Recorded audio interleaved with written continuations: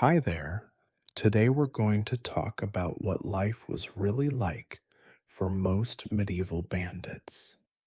Forget the beautiful legends about noble robbers and romantic adventures. The reality was much darker, dirtier, and more hopeless. But before you get comfortable, make sure to like this video and subscribe to the channel and let me know in the comments where you're watching from and what time it is there. It's always interesting to see who has joined us. Now, get cozy. We're starting. You wake up not to the sound of bird song, not to the gentle touch of silk sheets or the clatter of serving maids, but to the shrill bellowing of your mother, yelling at your father for spilling the chamber pot again. Your first breath is tainted with the scent of mud, smoke, and something that might generously be called animal. Welcome to the world, little nobody. You do not remember your first steps, but you certainly remember the first time you stepped barefoot into a heap of manure while chasing a chicken. You are not alone in your misery. Siblings, like stray dogs, scurry about the hovel, competing for crumbs and warmth near the hearth. There is no such thing as privacy, and no one cares for modesty. You are born naked, and if fate does not improve, you will die naked too. Your parents are peasants. This is not a glamorous occupation, despite what the rare passing merchant might tell you.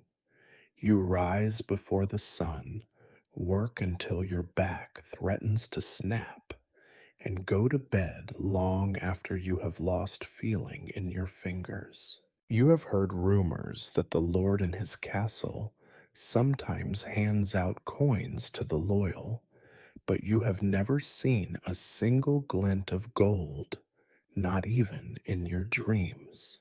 The closest you come to wealth is the occasional lost button or a stolen crust of bread. You are taught to be humble.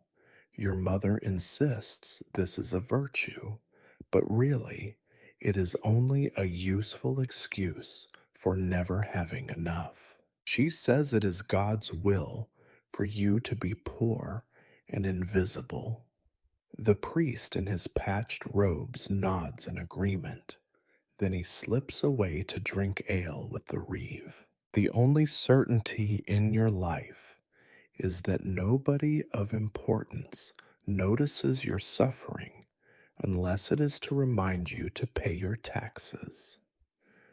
Your earliest memory of a festival is not joy, but envy. The Lord's men ride by on their horses, sneering at your ragged clothes. You watch the bread vanish from the tables, the wine spilled carelessly on the ground, and the laughter of those who will never know hunger. You learn quickly that fairness is a fantasy for children and fools. You develop your first survival skill before you can count to 10 stealing. It is almost a game, this desperate scramble for anything edible. You compete with your brothers and sisters for scraps and leftovers. Sometimes, in a particularly inspired moment, you snatch a stale turnip from under the nose of the baker's son. You run until your lungs burn, giddy from the taste of victory, and rot. Your heroes are not knights. Knights are distant, ironclad specters who sometimes ride into the village to collect taxes or punish a thief. They speak in a language that sounds like threats, and their armor shines like a warning. Your true heroes are the boys who climb fences and sneak into the market, who know every shortcut and hiding place. Their names are whispered, half in admiration, half in terror. You learn quickly that rules are for the powerful, not for you. The only real law is not getting caught. Justice is a luxury nobody in your village can afford. If you are lucky, the punishment for being caught is a beating. If you are unlucky, you might find yourself nailed to a tree as a warning to others. Life is cheap, and you are a bargain. Hunger is a constant companion. It gnaws at you in the night, wakes you before dawn, and follows you into the fields. You watch your parents trade away the last of the beans for a cracked pot or a few onions. Sometimes, the only way to sleep is to imagine the taste of roasted meat, the kind you have never actually had. Sometimes, at the edge of your village, you glimpse travelers, strangers who look well fed and strangely clean. They pass by, uninterested in your existence. Their coins jingle in pouches you can only dream about. For a fleeting moment, you wish to be them, to be anyone but yourself. Then the moment passes, and you remember who you are. As you grow, the village shrinks. Every year there are fewer faces around the hearth. Illness sweeps through in the night, and there are no doctors, only prayers and fever. Sometimes you hear the stories of plagues, of wars, of entire villages burning to the ground. You know better than to hope for rescue. At night, you listen to the wind whistling through the cracks in the walls, and you think about escape. There is no future here, not for you, not for your family, not for anyone without the favor of fortune or the protection of violence. You dream not of a better life, but simply of a different one. You are not special. No one is. In your village, greatness is a myth. Even mediocrity is rare. The only certainty is suffering, and you are learning to endure it, one day at a time. This is how you are made, a child of mud and hunger, shaped by the endless weight of poverty. You are not born in a castle, and you never will be. But as you watch the shadows creep along the walls, you feel something stir, a hunger not just for food, but for more. More than this life, more than these fields, more than this endless cycle of pain and disappointment. You are nobody, yes, but one day you promise yourself you will become somebody, even if it means becoming a monster. You might have thought that life could not get any bleaker than your early years in the village, but congratulations, you are now old enough for true disappointment. Teenagehood in the Middle Ages is not a time for romance or rebellion. It is the point at which you realize that your childhood dreams are not just out of reach, they never existed at all. You are no longer a child, but you are not yet an adult, which means everyone expects you to work as hard as an ox and complain less than a stone. Your days start before dawn. The rooster crows, not to greet the sun, but as a sadistic reminder that another round of pointless toil awaits. You trudge out to the fields, dragging your frozen limbs through mud so thick it could swallow a lesser child whole. The soil is stingy, It gives up its crops only in exchange for the skin on your palms and the sweat from your brow. Your reward for a day of honest work? A hunk of bread that could chip your teeth and a ladle of soup in which the only visible ingredient is regret. Your clothes do not fit because nothing fits. You wear whatever rags have not yet rotted off your siblings' backs. Shoes are a luxury reserved for the village elder, who uses his to beat sense into those who question his wisdom. Your feet become as tough as hooves, your hands as rough as tree bark. You know the pain of a splinter, a cut, a broken bone. These are daily companions, never distant, never absent. As you work, you begin to notice a pattern. The harder you toil, the less you seem to have. The village lord takes a share of every harvest. The church demands its tithes. The tax collector appears whenever anything of value grows out of the ground, and if you protest, he laughs and adds an extra fee for your insolence. Honest work, you realize, is simply another way for others to profit from your misery. By the time you reach the ripe old age of 13 or 14, you have already buried friends and watched family members waste away from hunger or sickness. Childhood ends early for people like you. There is no time for sentiment or daydreams. Every day is a reminder that you are replaceable, that the world spins on whether you exist or not. But there is something else in the air, a faint, sullen rebellion. You notice the older boys slipping away at night, coming back with pockets full of stolen apples or a flask of something that burns on the way down.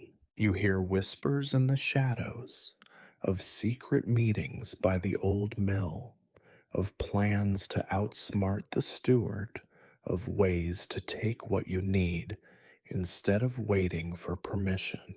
Honest work has taught you many things, but above all, it has taught you the value of dishonesty. Your first theft is almost accidental. The baker's cart is left unattended, and you, feeling hungrier than usual, snatch a crust as you pass. The rush of fear and excitement hits you like a fever.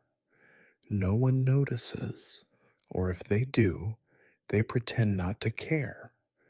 The next time, you are more deliberate. A handful of peas here, a chunk of cheese there. Each small success emboldens you. You begin to watch people the way a wolf watches a herd of sheep. You learn who leaves their door unlocked, who hides coins in the flour jar, who is too blind or too slow to defend their own food. Every opportunity is a lesson. You are not alone in your mischief. There is a loose brotherhood among the young and desperate, a silent understanding that survival is a team sport. Sometimes your parents scold you if you are caught, but more often than not, they eat what you bring without asking where it came from. You try honest work over and over, but it is always the same. Long hours, little food, no future. The older you get, the more you see the hopelessness in the eyes of those around you. The only ones with a spark are those who bend the rules or break them outright. They have stories to tell, dangerous, exciting stories. They know how to slip away unnoticed, how to hide in plain sight. You want to be like them.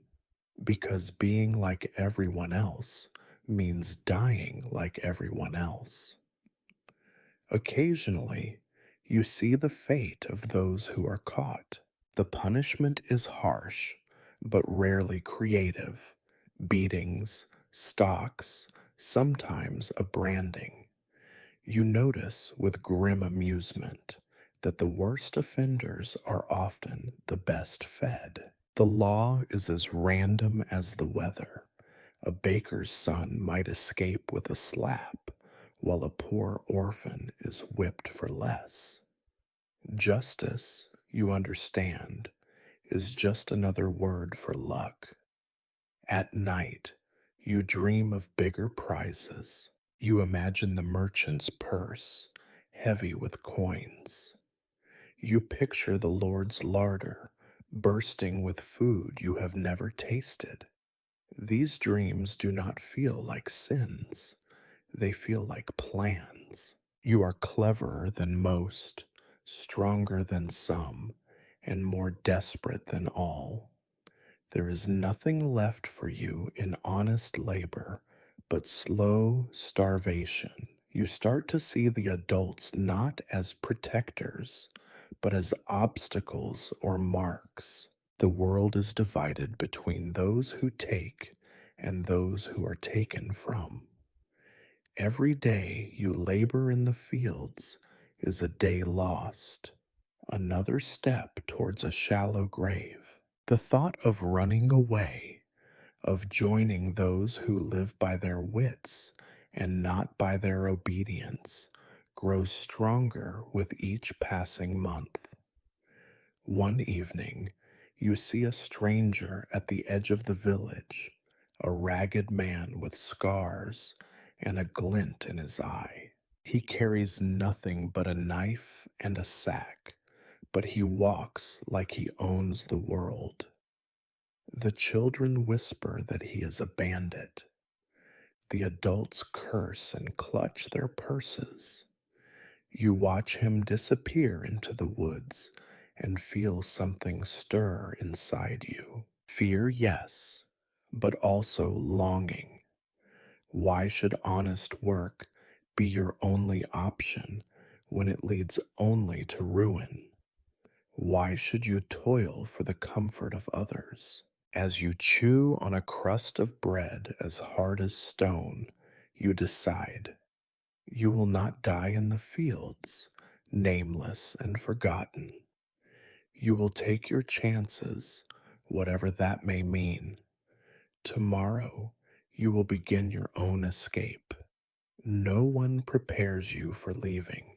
There is no ceremony, no blessing, not even a decent meal to send you on your way. You wake one morning, gnawing on another flavorless lump of bread, and realize you have nothing left to lose. The village, your supposed home, is not a place of comfort. It is a prison without bars, and you are already halfway to starvation. The idea of staying feels like an even greater risk than running away. You glance around the hut that has sheltered you since birth. The walls are more holes than wood. Smoke from the dying fire mixes with the permanent scent of damp straw and unwashed bodies. Your siblings, younger and smaller, huddle together in sleep. Their faces are pinched with hunger and etched with the same disappointment you feel growing inside your bones. Your parents do not even notice when you rise and step outside. By this age, absence is expected. Childhood is a luxury that ends with your first toothache or your first funeral, whichever comes sooner. You tell yourself you are not abandoning them. What good are you? Another empty stomach, another tired set of hands. If you are honest, and you have no reason to be otherwise, you leave because the village is suffocating. The only thing waiting for you here is slow death. You are tired of being invisible. You are tired of having nothing. You are tired of honest work and dishonest promises. Leaving is not dramatic. There is no sunbeam lighting your path, no sign from above. There is only mud sucking at your feet, the distant sound of a rooster, and the gnawing emptiness in your belly. You slip into the early morning fog, heart pounding in your chest. You are not sure if it is fear, excitement, or simple hunger that makes your hands shake. The road out of the village is barely a path, little more than a series of ruts between dying fields. The air is damp. The cold seeps through your clothes, and your shoes, if you can call them that, begin to fall apart before you even reach the edge of the woods. Every step away from the village feels like an act of defiance, a rejection of everything you have ever known. You are too stubborn to turn back, even as doubt claws at your insides. For the first time in your life, the world feels bigger than you imagined, and not in a good way. The trees are taller, the shadows longer, and every sound makes you flinch. You thought you would feel free, but mostly you feel small and very, very stupid.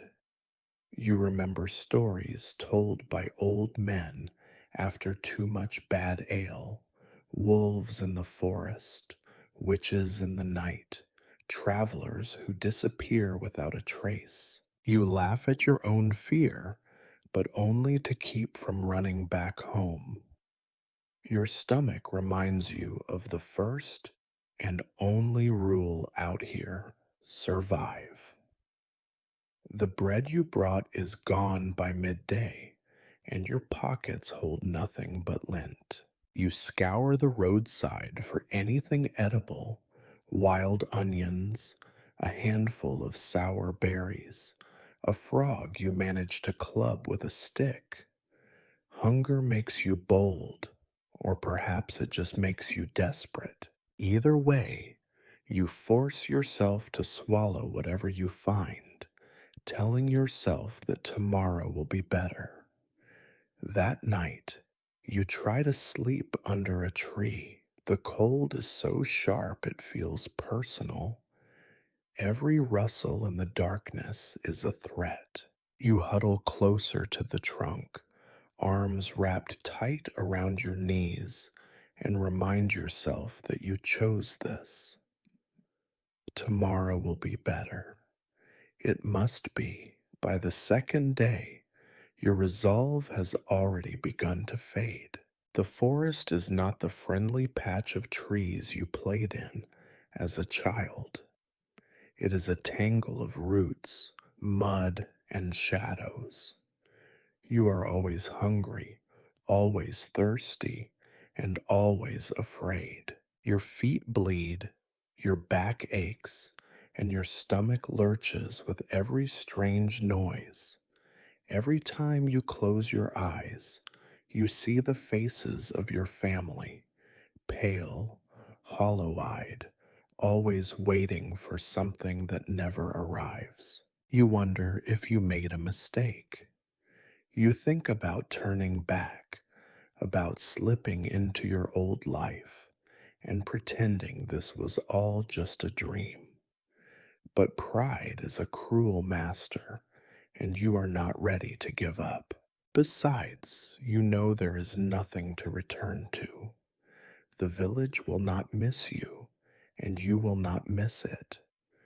Eventually, you come to a crossroads, literally and figuratively. One path leads deeper into the forest, dark and ominous. The other skirts along the edge, heading toward the next village, a place you have only heard about in stories. You hesitate. You remember tales of travelers robbed and murdered on lonely roads, their bodies left for the crows. Still, the thought of a new village is almost comforting. Maybe there is work to be found, or at least something to eat. You set off toward the village, walking until your legs give out. When you finally arrive, you are greeted with suspicion, not kindness. Strangers are not welcome. Your clothes, already ragged, mark you as an outsider. You quickly learn that every village is the same, a place for those who already belong, not for lost boys with nothing to offer.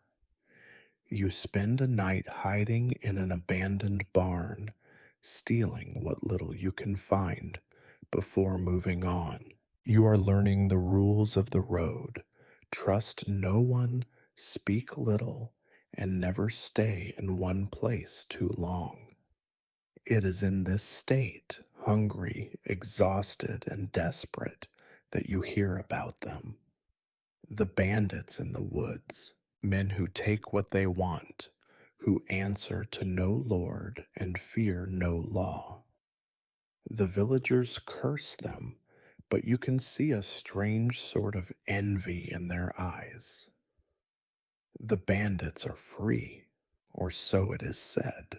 They have food, warmth, and power, everything you have never had. The idea grows inside you, wild and dangerous. Why should you beg for scraps when you could take what you need? Why should you obey rules that only exist to keep you in chains? The world is already cruel. Perhaps it is time you learned to be cruel in return. You spend the next days drifting along the edges of civilization, listening for whispers, watching for signs. You learn to move quietly, to avoid attention, to hide when danger approaches. Hunger sharpens your senses and dulls your conscience. By the time you finally stumble upon the edge of the bandits' territory, a rough camp deep in the woods, you are no longer the same person who left home. You are something harder, leaner, and infinitely more desperate. As you crouch in the shadows, watching the firelight flicker through the trees, you understand that you are past the point of no return. The village is behind you, lost forever. In front of you is a new life, a new set of dangers, and the faintest possibility of more than just survival. For the first time in your life, you are about to choose your own fate. You are ready to become a bandit or die trying. The stories never mention how awkward the first meeting is. You imagine bandits as towering figures, half beast, half man, living on the edge of the world with gold glinting in their teeth and knives hidden up every sleeve. The truth, like everything else in your life, is far uglier and infinitely more disappointing.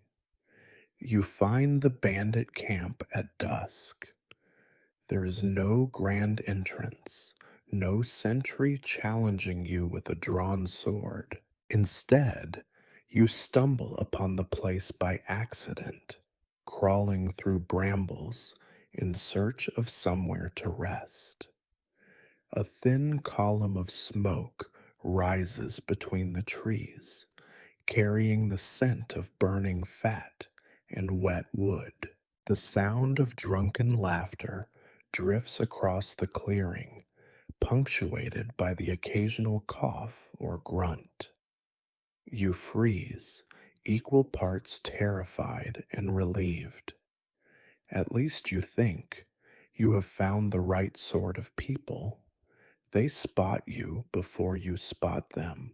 One moment you are alone, the next a grizzled man steps out from behind a tree, swinging a stick as if he expects you to explode into coins. His beard is matted, his clothes stained with unidentifiable substances. He looks you up and down with utter contempt, the kind usually reserved for vermin. Lost, are you? He snarls. Or just stupid? You hesitate, stammering out some half formed excuse, but it is too late. Others emerge from the shadows, men and women, young and old, every last one of them scarred by life and suspicious of everything. You count at least six, maybe more, though it is hard to tell where the shadows end and the people begin. Their eyes are hard, their smiles crooked and humorless. No one welcomes you. The oldest among them, a woman missing half her teeth, pokes you in the chest and demands to know what you have brought. You produce the sum total of your wealth: a broken knife, a single copper coin, and a handful of wild garlic. They laugh, but not kindly. We do not feed beggars, the woman says, and we do not trust strays. You expect to be driven off, maybe beaten for the trouble. Instead, they debate your fate as if you are a particularly ugly chicken. One man insists you are a spy, another thinks you might be useful. Someone suggests you would not last a day in the woods alone and bets a hunk of stale bread on it. No one seems to agree, but everyone enjoys arguing. They do this loudly and at length, ignoring you entirely as they do so. In the end, your audition is simple. You are told to fetch firewood, twice as much as anyone else. You do not dare refuse. The forest is dark and cold, but you are even colder. Every stick you gather is a silent prayer that they will let you stay, at least for tonight. When you return, exhausted and scratched, no one thanks you. They simply take the wood and ignore you. You are expected to watch and wait, to prove your usefulness without being noticed. The camp is a study in organized filth. Every inch is claimed by someone or something: bedrolls made of old sacks, piles of rags that serve as blankets, rusted pots hanging over smoky fires. The food is whatever can be stolen, trapped, or scavenged, cooked until even the rats would think twice. You spot a heap of bones near the edge of the clearing, picked clean and tossed aside. The only rule, as far as you can tell, is survival. You try to make yourself invisible, but the others watch you with narrowed eyes. They whisper when you pass, muttering about fresh meat and Lord's bait. It becomes clear that new arrivals are not rare, but they are never trusted. You keep your head down, listening and learning. You discover quickly that every bandit has their own story. Some once fought in wars, others fled debts or revenge.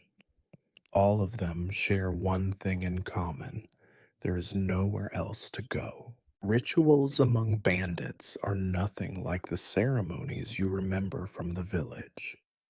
There are no prayers, no songs, no hope for redemption.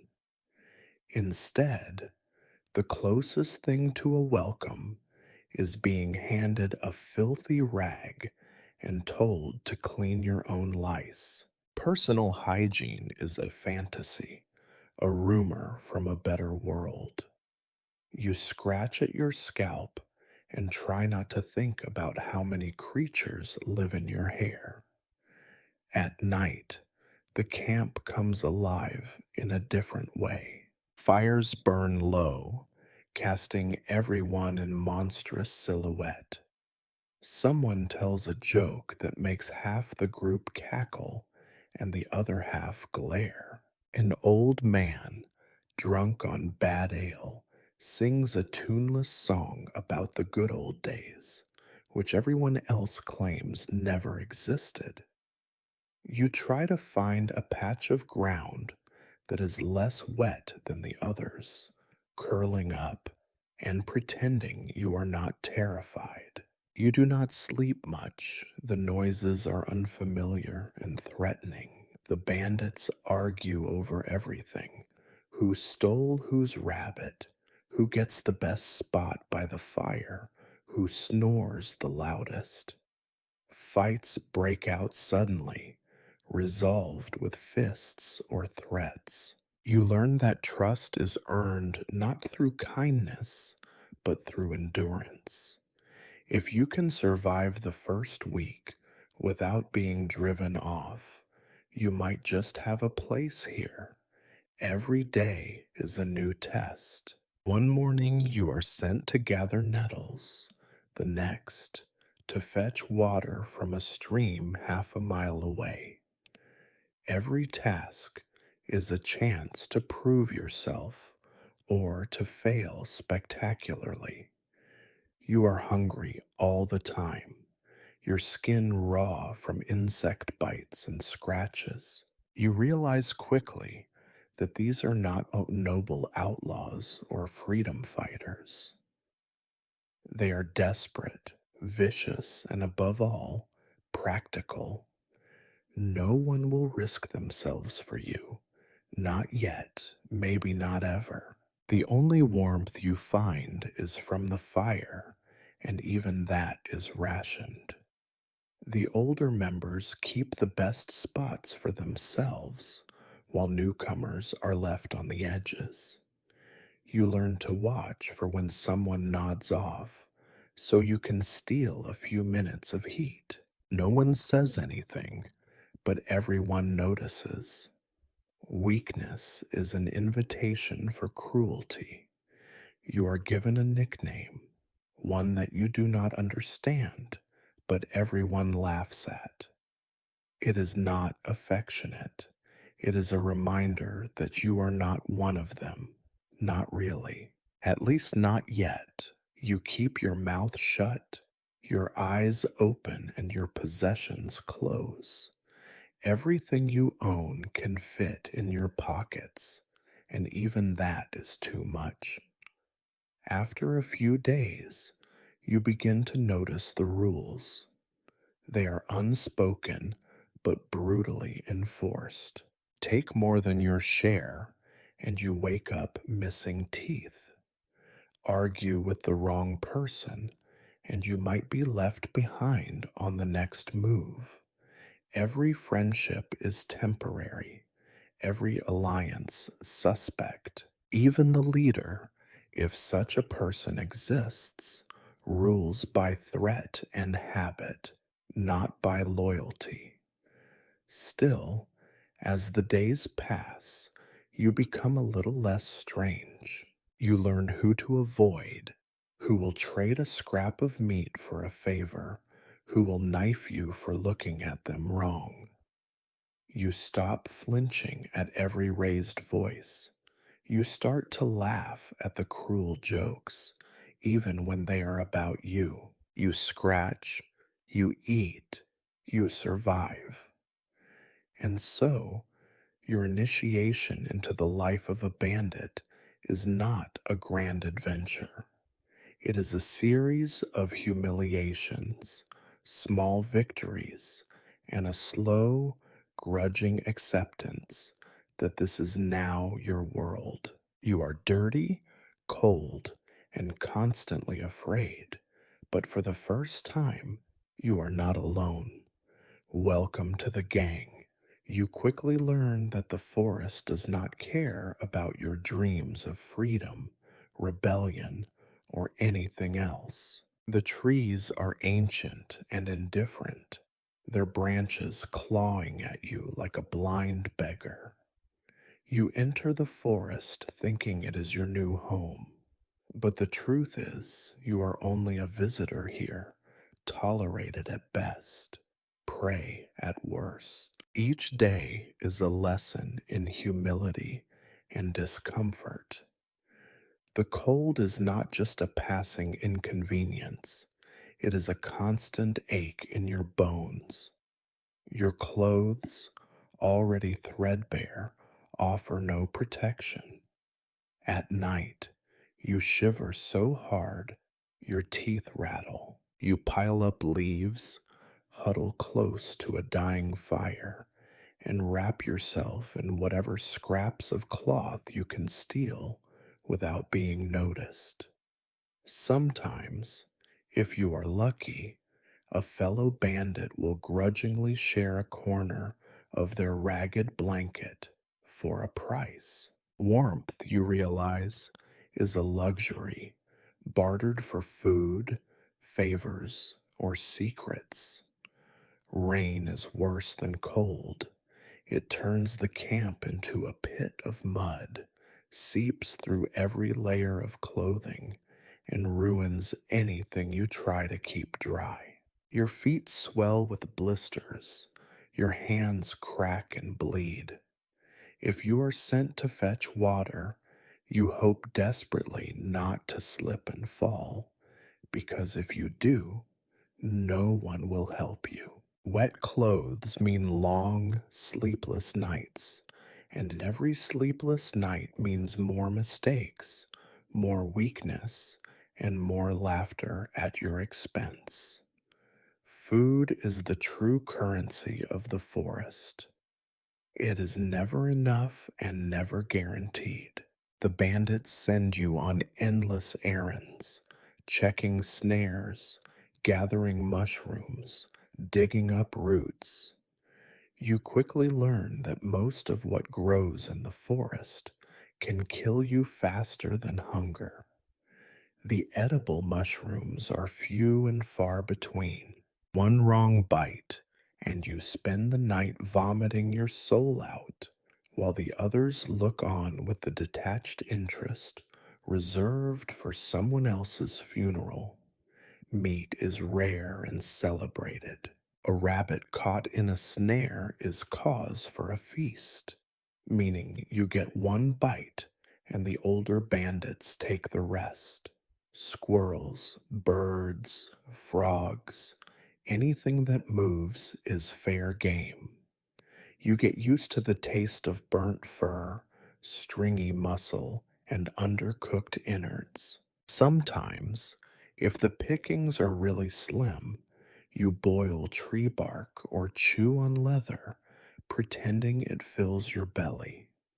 You are warned about wolves, and yes, you see their glowing eyes sometimes, lurking in the darkness at the edge of the camp. You hear their howls at night and clutch your knife as if it would help. But the wolves are not the worst danger in the forest. They avoid humans mostly. You are far more likely to die from infection, a careless cut, or the unpredictable cruelty of your fellow outlaws. It is not just animals you fear.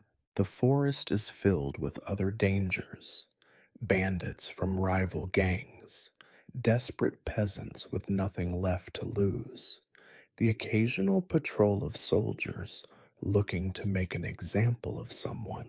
You hear stories of people going missing, of corpses found mutilated and looted. Sometimes you wonder if the rumors are about your own gang. No one ever tells the truth, and everyone expects betrayal. Trust is a foreign concept. You sleep with your few possessions clutched to your chest, knowing that even a friend will rob you if they are hungry enough. There is no privacy, no time alone. The forest is crowded with secrets and suspicion. Every sound in the night could be an animal, a thief, or a murderer. Sometimes you wake to find someone staring at you, calculating what you are worth. In this world, violence is not a last resort. It is a tool as common as a spoon or a knife. Arguments erupt into fights at the slightest provocation. You see men beaten for a scrap of meat, women attacked for a scrap of cloth. The strong take what they want, and the weak learn to hide or to run. You are reminded every day, but wasn't, that your life is worth as much as the next meal, or less. Still, you begin to adapt. You learn which plants are safe, how to tie a snare, where to find water that will not poison you. You study the older bandits, copying their movements, listening to their warnings. You learn to move silently, to vanish into the undergrowth at the first sign of danger. You grow leaner, harder, and less afraid. You even begin to smell like the forest, a mixture of sweat, smoke, and earth. There are moments, brief and bitter, when you almost feel proud of your skills. You can climb a tree faster than most, hide in plain sight, find your way back to camp by the position of the sun. But these moments never last. Every day brings a new test, a new humiliation, a new reminder that you are always one mistake away from disaster. You also notice the toll the forest takes on others. The older bandits limp on bad legs, their faces crisscrossed with scars. The young die quickly, of cold, of hunger, of violence. No one stays healthy for long. Coughs turn into fevers, scratches into infections. You watch people waste away before your eyes, their bodies giving out long before their will does. The forest is not a place of freedom.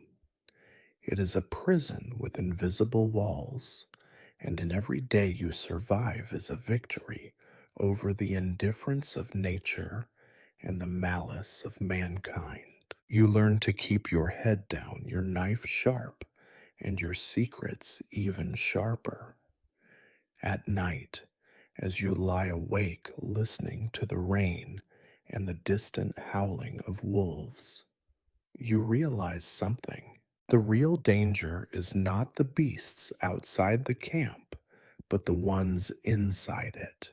Your fellow bandits, driven by hunger, fear, and the certainty that no one is coming to save any of you. You have become one of them, not because you chose it, but because there is no other way to survive. You once thought being a bandit would be a grand adventure. Freedom, you imagined, meant doing what you wanted, eating well, sleeping soundly, and living without fear. The truth, as always, is much uglier and far more monotonous. Every morning, you wake not with the thrill of liberty, but with the same heavy dread that dogged your steps in the village. Your dreams of freedom have been replaced by routines more rigid and unforgiving than the church bell. The first fight of every day is for food. The forest does not feed you, not without a struggle. If someone caught a rabbit in a snare or managed to steal a sack of potatoes from a passing wagon, there is a brief moment of anticipation, then chaos.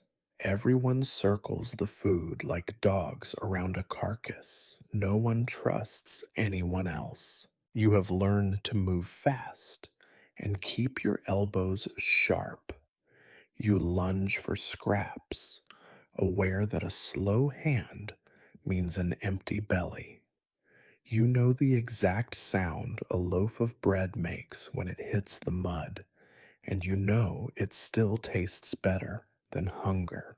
There is no such thing as fair division.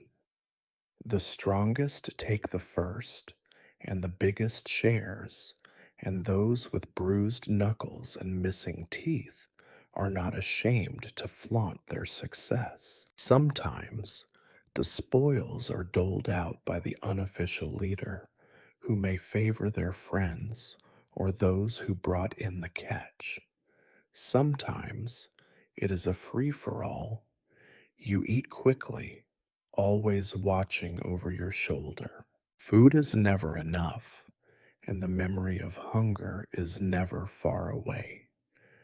After food comes the next struggle, warmth. The fire is the center of bandit life, but there is never enough space for everyone. The older, meaner bandits have staked out the best spots, the ones closest to the flames and farthest from the wind.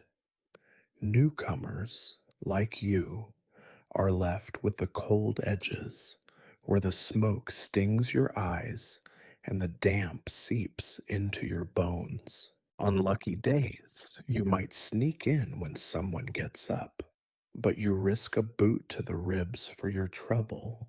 You quickly learn to make do with the briefest moments of comfort, stealing heat where you can, and never letting your guard down. Personal space is a forgotten concept. You are always jostling, always shoving, always defending your patch of ground. There is no privacy, only the illusion of it. Arguments break out over the smallest things: a stolen blanket, a missing knife, a place to sit that is slightly drier than the rest. Fights are common, and even when they do not draw blood, they leave bruises, physical and otherwise. Apologies are rare, and forgiveness is even rarer.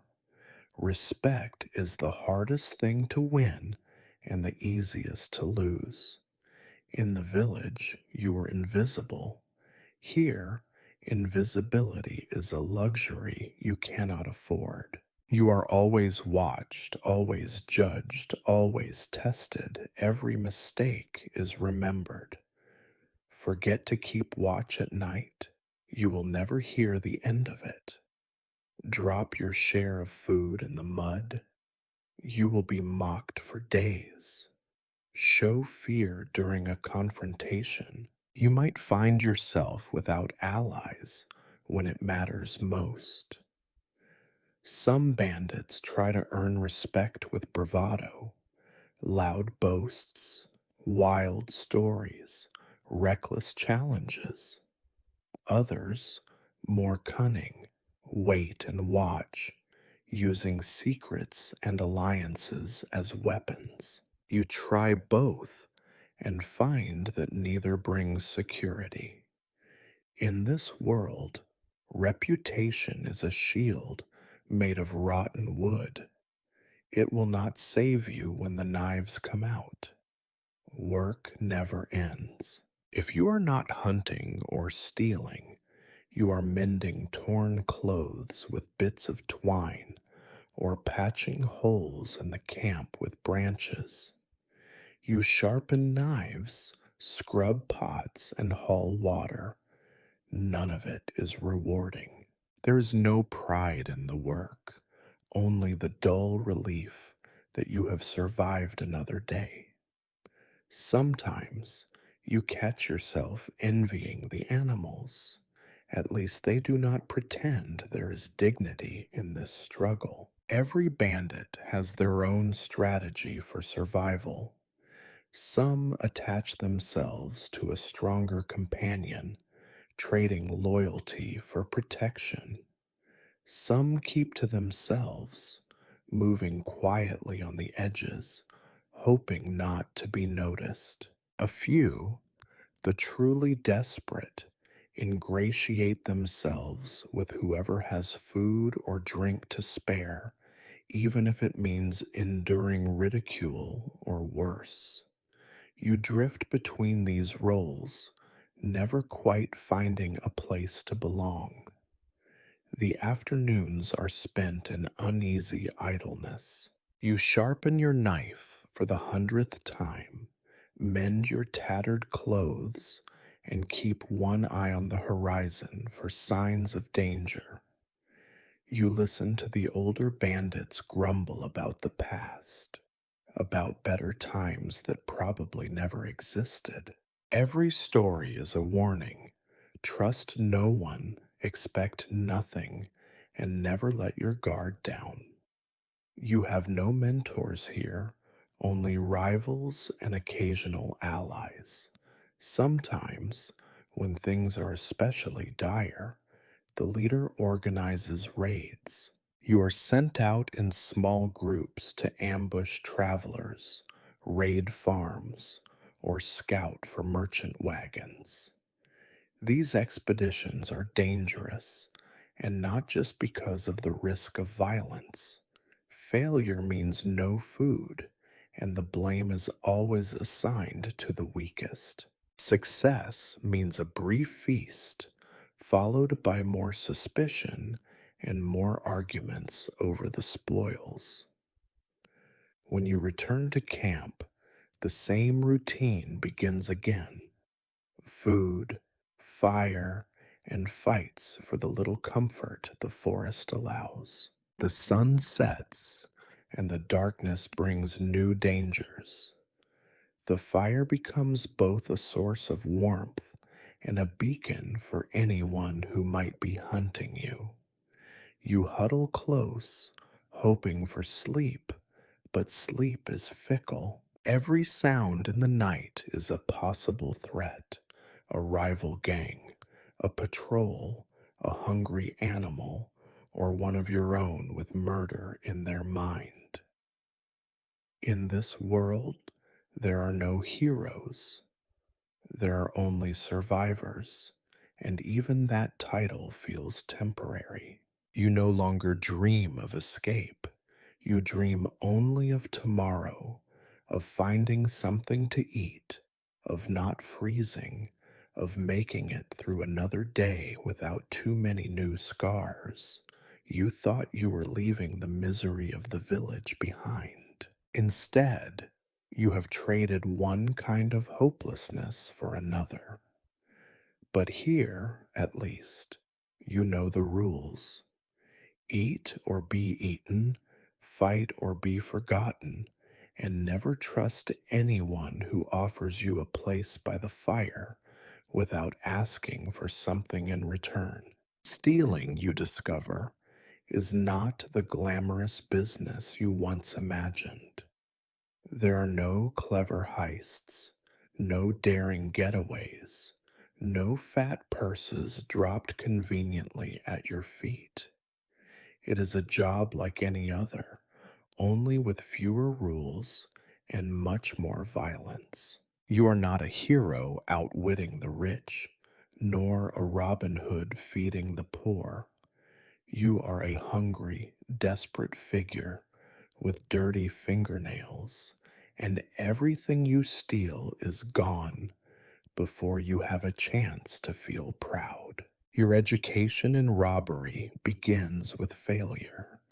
The older bandits send you along not because they trust you, but because you are expendable. Your first mission is nothing more than lurking near the edge of a muddy road, waiting for a peasant with a heavier pack than yours. The bandits explain the plan in whispers: wait, watch, and grab. If the victim struggles, hit them. If they scream, run. If you are caught, deny everything and pray the villagers are feeling merciful. You feel a cold sweat trickle down your back as you hide behind a bush, heart pounding in your ears. When the moment comes, your nerves fail you. You leap out too early, slip in the mud, and tumble into the open with all the grace of a drunken pig. The peasant shrieks, brandishes a stick, and clocks you on the head for your trouble. You limp back to camp with nothing to show but a fresh bruise and the laughter of your so called companions.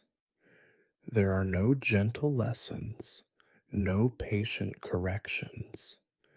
You are mocked for your clumsiness and given the worst food that night.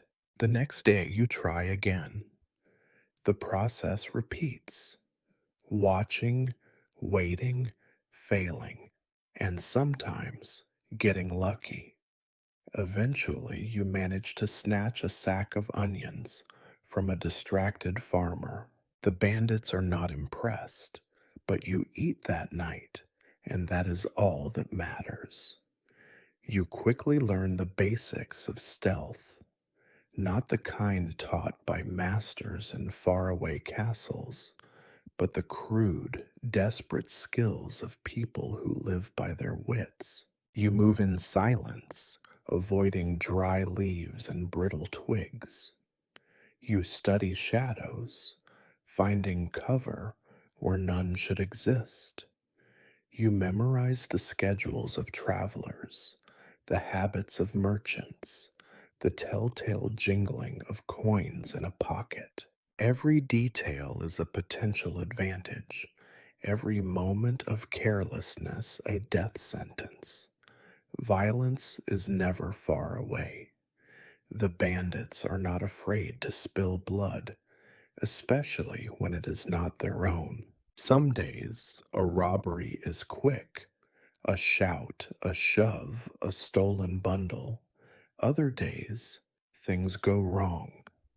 You watch as a merchant fights back, swinging wildly with his staff. The bandits descend on him like wolves, and you freeze as the world explodes into shouting, fists, and flashing knives. By the end, there is blood on the road and silence in the air. The loot, a handful of coins, some bread, a few trinkets, barely seems worth it. No one mentions the body left behind. You learn quickly violence is never elegant, always messy, and almost always pointless. With every robbery, your conscience shrinks. The faces of your victims blur together, peasants, travelers, farmers, all as poor as you. Some beg for mercy, some fight back, some simply surrender. You feel a strange mix of guilt and resentment. Guilt for taking what little they have, resentment that you must fight for crumbs while the lords in their stone houses never go hungry. You remind yourself that survival is the only law here. Mercy is a weakness best kept hidden. There are moments of dark comedy. One day, you ambush a traveler only to find his sack filled with manure instead of food. The bandits howl with laughter while you scrub filth from your hands. Another time, you stop a priest, hoping for alms, and receive only a lecture and a curse. You learn to take failure in stride, to laugh at your own misfortune before someone else does it for you. Robbery becomes routine, a part of the endless struggle for food and respect. You stop expecting windfalls. Most days, you return with less than you hoped, more than you deserve, and just enough to keep going. The spoils are always less than the risk. Sometimes you wonder if it would be easier just to beg, but pride and the fear of looking weak drives you back to the road again and again. The violence takes a toll. Every fight leaves scars on your skin, your knuckles, your mind. You start to recognize the signs. The way hands clench around a knife, the twitch of a nervous traveler, the desperate fury in someone's eyes when they realize they have nothing left to lose. You learn to strike first, to hit hard, to run when the odds turn against you. Survival means moving faster, thinking colder, feeling less. Occasionally, the bandits argue about rules: when to kill, when to spare, who deserves mercy. The debates never last. The forest has no room for idealists, only survivors. The line between necessary violence and pointless cruelty blurs until it vanishes entirely. Some days you find yourself enjoying the fur in a stranger's eyes, and you realize the forest has changed you. You are no longer a victim, but you are not a hero either. You notice, too, that some of your companions take pleasure in violence for its own sake. They relish the power, the control, the opportunity to hurt someone weaker. You keep your distance from them, knowing that today's ally might be tomorrow's enemy. There is no loyalty, only temporary alliances built on mutual need. The gang's unity is a fragile thing, broken by hunger, fear, and the lure of easy prey. Sometimes, after a particularly ugly robbery, you lie awake staring at the stars through the branches. You wonder if the people you rob have families, if they will survive the loss. You wonder if you are still the same person who ran away from the village, or if you have become something else entirely. The answer does not matter. You are what the world has made you: a thief, a bruised animal, a shadow on the road. In time, you get better at it. Your hands grow steadier, your steps quieter, your heart colder. The bandits trust you more, or at least they watch you less closely. You find a grim satisfaction in small victories: a purse lifted without a sound, a meal won without a fight. But there is no pride in your success, only the dull certainty that tomorrow you will have to do it all over again. This is the science of stealth and pointless violence, a daily practice of hunger, desperation, and fleeting triumph. There is no reward, only survival. You stop dreaming of riches, fame, or even safety. You learn to be satisfied with one more day alive. In the end, that is all robbery really offers you: another day, another fight, another handful of crumbs to keep the hunger at bay. You never planned to spend so much of your new life running. At first, the idea of outwitting the law seemed almost exciting. You imagined cunning disguises and clever escapes, like in the stories. In reality, being hunted is much less theatrical. It is mostly dirt, terror, and endlessly aching feet. The first time you hear that the sheriff's men are on the move. It is little more than a rumor, hushed talk around a smoky fire, shared in nervous glances and muttered curses. But the tension is unmistakable. Every bandit stiffens. Every sound in the woods is suspect. For once, even the loudmouths fall silent. The air itself grows sharper, as if the trees are listening. The authorities are not the bumbling fools of old tales. They are hungry, desperate men, much like yourselves, except they have the law, and often a pack of hunting dogs, on their side. The sheriff leads his men with cold efficiency. There is a price on every bandit head, including yours, and rumor has it the reward is high enough to make betrayal tempting, even among your own. When the warning comes, there is no debate. The camp is abandoned in moments, each person grabbing what they can and scattering into the undergrowth. Your heart pounds in your chest as you run, stumbling over roots and ducking branches that claw at your face. Your lungs burn, and your mind races with a single thought: do not get caught. Hiding is an art you learn quickly. You flatten yourself under thorny bushes, press your body into cold mud, curl into the shallowest ditch if it offers even a little cover. You barely breathe. The dogs snuffle nearby. The voices grow closer, boots crunching twigs a few arms' lengths away. You pray to gods you have never believed in. You promise everything for another hour of freedom. Sometimes they pass by. Other times, they do not. You see what happens to those who are caught.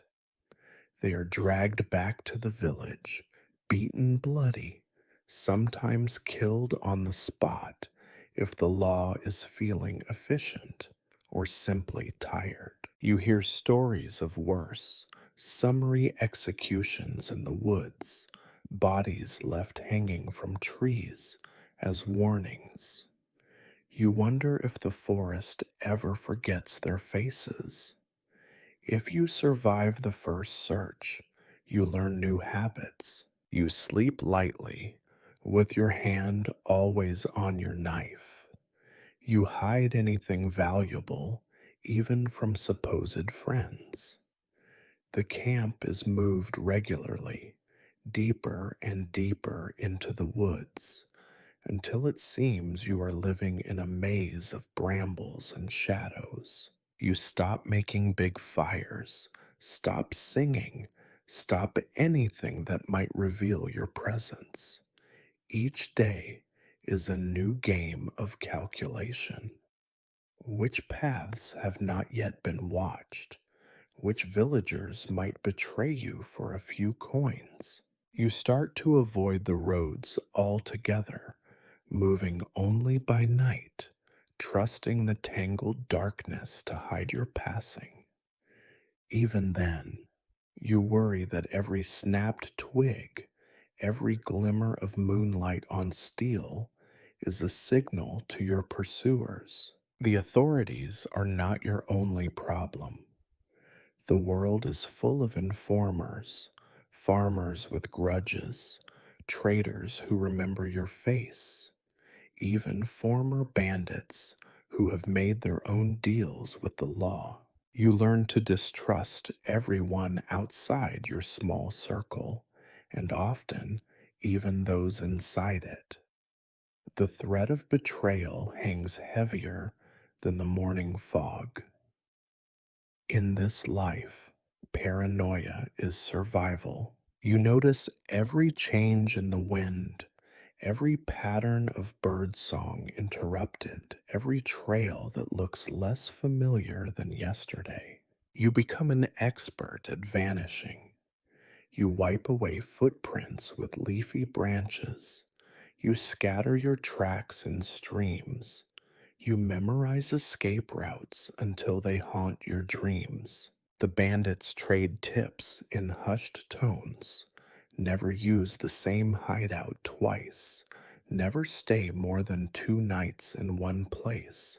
Always keep a lookout when others sleep. The pressure wears on you. There are nights when you cannot sleep at all. Every creak and whisper turning your nerves to ice. You watch the faces around the fire, wondering who might break if the price is high enough. Some disappear without a word. No one asks where they have gone. When the law closes in, you lose more than just a night's sleep. Food becomes scarcer. You dare not raid the farms as often. Hunger gnaws at your insides, making tempers short and fights frequent. The fear draws lines between the bandits, deepening old grudges, birthing new ones. When someone is taken, the loss is not mourned, it is feared as if their bad luck might be catching. Sometimes you get cocky. You think you know the sheriff's routes, the places the dogs will not go. You relax for a moment, maybe build the fire too high, laugh too loudly at someone's grim joke. That is when the law strikes, swift and merciless. You run again, the old terror fresh in your veins. You leap ditches, splash through icy streams, cut your arms and legs on every thorn in your path. Your chest heaves, your mouth tastes of blood and fear. Somehow, you make it out, this time. Other times, you are not so lucky. The law does not need to catch you all at once. They catch one here, two there. They cut away at the edges, thinning your ranks, making the survivors more cautious, more desperate. You notice the group shrinking, see new faces take the place of the old, always with that haunted look in their eyes. You wonder how long before it is your turn. The worst moments are the long waits, crouched in mud, shivering as dawn creeps through the trees. You listen to the world, every sense straining for danger. Sometimes you hear nothing but your own breath and the racing of your heart. Sometimes you hear the shouts of the searchers, the baying of the dogs, the desperate screams of someone less lucky. You do not look back. After each escape, there is a brief, bitter celebration. Someone produces a bottle, someone else a stolen apple, and the bandits drink and eat as if nothing happened. But the laughter is hollow, the glances wary. You all know the cycle will repeat. There is no victory, only survival. For every day you remain free, the law grows angrier, more determined, more ruthless. You start to envy the animals. They run because it is their nature. You run because it is your only choice. You wonder if the hunted ever forgets the sound of pursuit, or if the fear becomes part of their blood, their bones. You suspect it does. You suspect it already has. You live in this limbo for weeks, months, maybe years. It is hard to say. Time blurs together in a haze of chases and hiding places, of muddy feet and bloodied knuckles. The law never tires, never forgets. The only rest is found in the knowledge that tomorrow you may not wake up. And if you do, it will be only to run again. This is your world now, the endless cat and mouse game played with your life as the stake. And you, for all your cunning and desperation, are always the mouse. You might have believed that violence or starvation would end you first, but you soon discover that sickness is a far more patient and insidious enemy. The forest is not only a home for bandits, but a breeding ground for every pestilence known to humankind, and a few that are probably new. It is not the wolves that keep you awake at night, nor even the threat of the sheriff's men. It is the fever that comes suddenly, the wounds that refuse to heal, the cough that rattles your lungs until your ribs ache. In this life, you quickly come to understand that your body is not your ally. Every scratch from a bramble, every blister from a wet boot, every insect bite is a doorway for sickness to creep in. You know bandits who have died from a simple cut on the hand, red, swollen, festering within days, leaving the victim delirious and raving before they finally fall silent. The camp mutters about curses and evil spirits, but the truth is far more banal.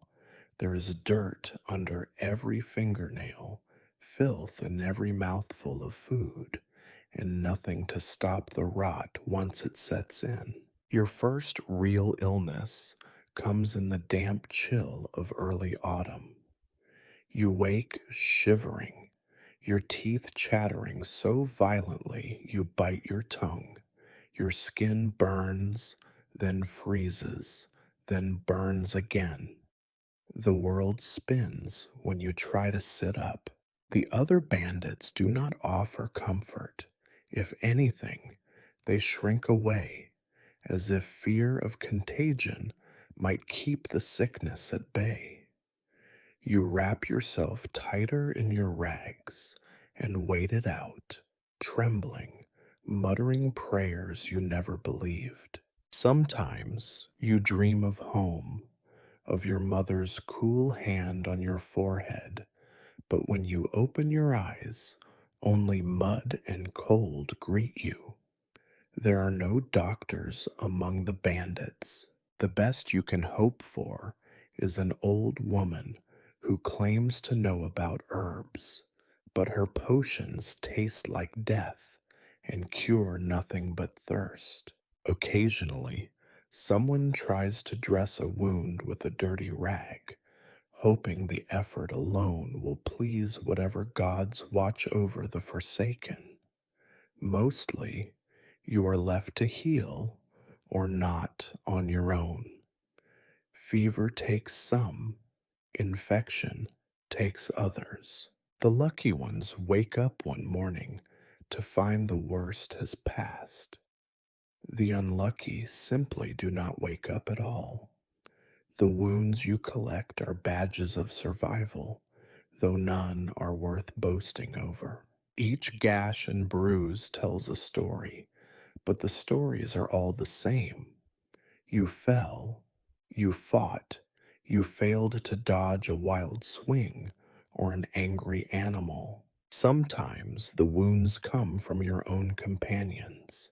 An argument turned violent, a scramble for food, a drunken brawl by the fire. There is no honor in these scars, only pain and the certainty that each one brings you closer to the day you will not get back up.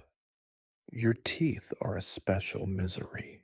The food is hard, the water is cold, and you have not seen a clean brush or a pinch of salt in months.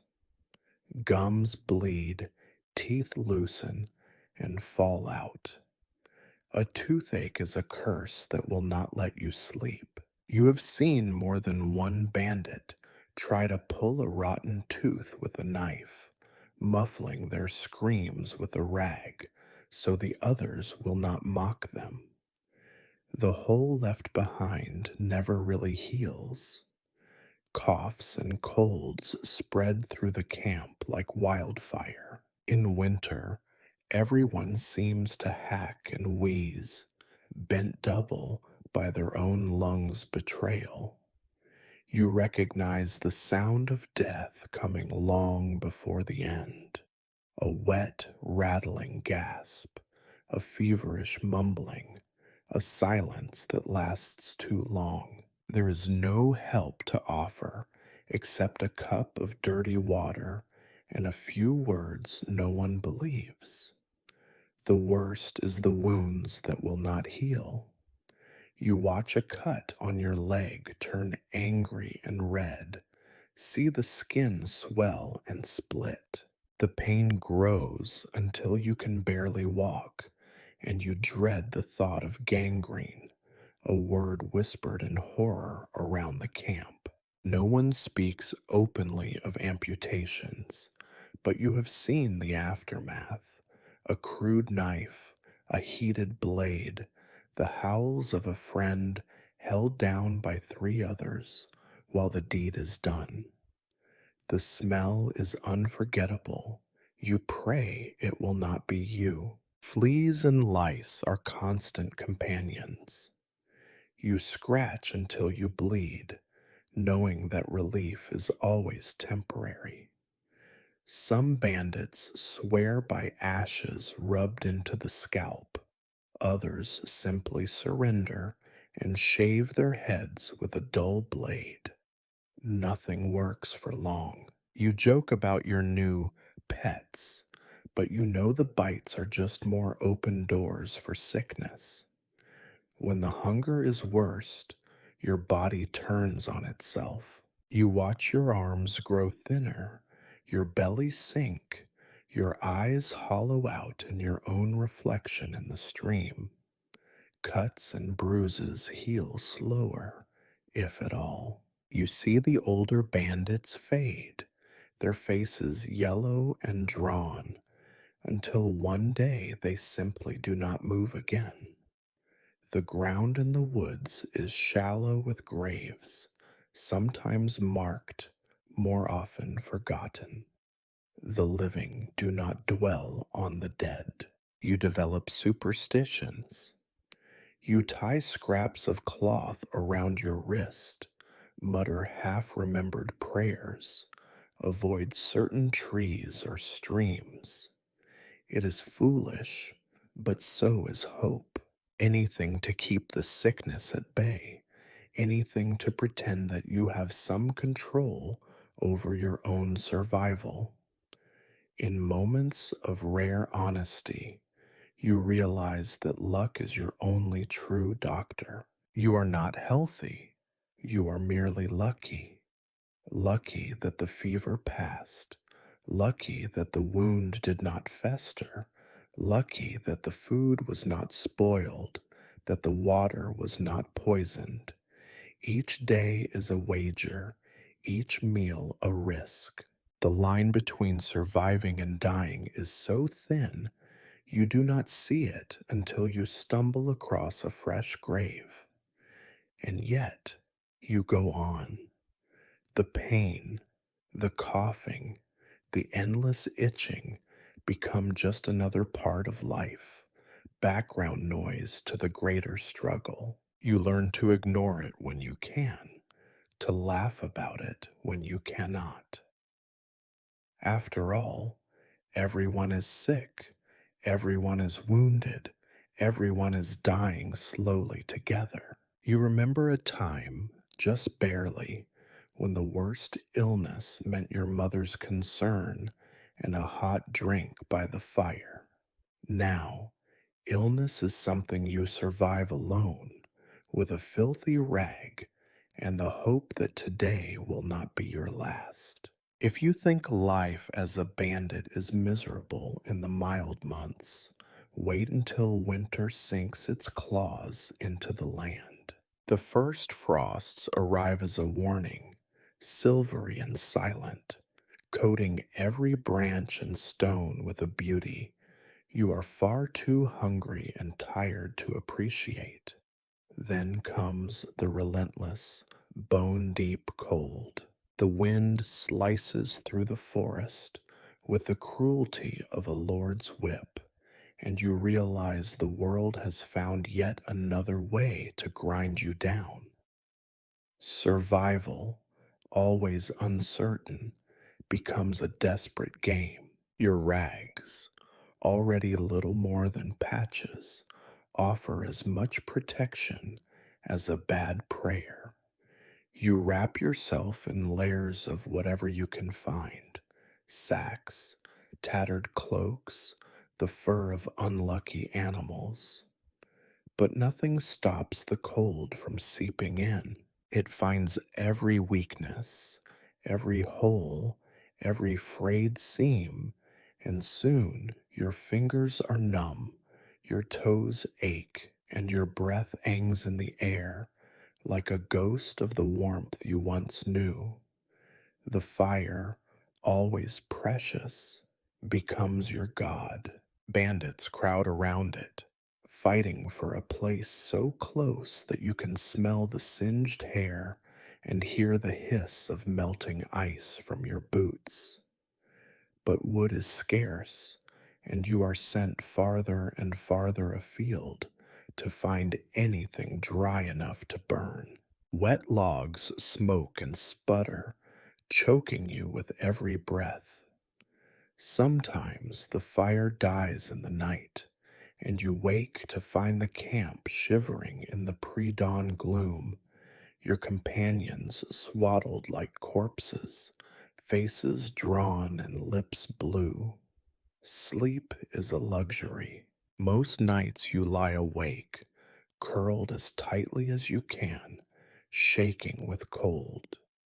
Your dreams are full of memories you wish you could forget: warm bread, your mother's arms, the feeling of sun on your face. Each morning, you wonder how many of you will fail to wake up. You learn to check the bodies for signs of life, to listen for shallow breaths. The only mercy is that numbness dulls the pain, at least for a while. Hunger, always your companion, becomes a monster in winter. The forest is dead, the ground frozen hard as iron. There are no berries, no mushrooms, no rabbits bold enough to leave their holes. The snares come up empty, and in every day you eat less and less. You boil whatever you can: bark, leather, old scraps of cloth. Sometimes you catch a rat or a crow, and it is a feast. You have never tasted anything as good as that stringy, greasy meat, never felt so grateful for the crunch of tiny bones between your teeth. Arguments break out over crumbs. Trust, never abundant, vanishes altogether. The strong take what they want, the weak cling to the edges of the group, hoping to go unnoticed. You watch as the old and sick fade, their bodies growing lighter each day, their eyes glassy with hunger. Some slip away quietly, preferring the mercy of the cold to the slow torment of starvation. Others rage and curse, fighting to the bitter end for one more bite. There are days when the snow falls so thick you cannot see your own feet. The world is silent and suffocating, the trees looming like skeletons. You stumble through drifts, your breath burning in your lungs, searching for any sign of life. Your mind grows sluggish, your thoughts as slow as the river under its sheet of ice. The cold is everywhere, inside and out. It freezes the blood in your veins, the hope in your heart, the memory of anything but suffering. Sometimes the bandits manage a rare stroke of luck. A merchant's cart gets stuck in the snow, or a desperate farmer wanders too far from the village. The attack is swift and vicious, no time for mercy or second thoughts. You take everything: food, blankets, even boots pulled from still warm feet. The spoils are divided quickly, consumed in a frenzy.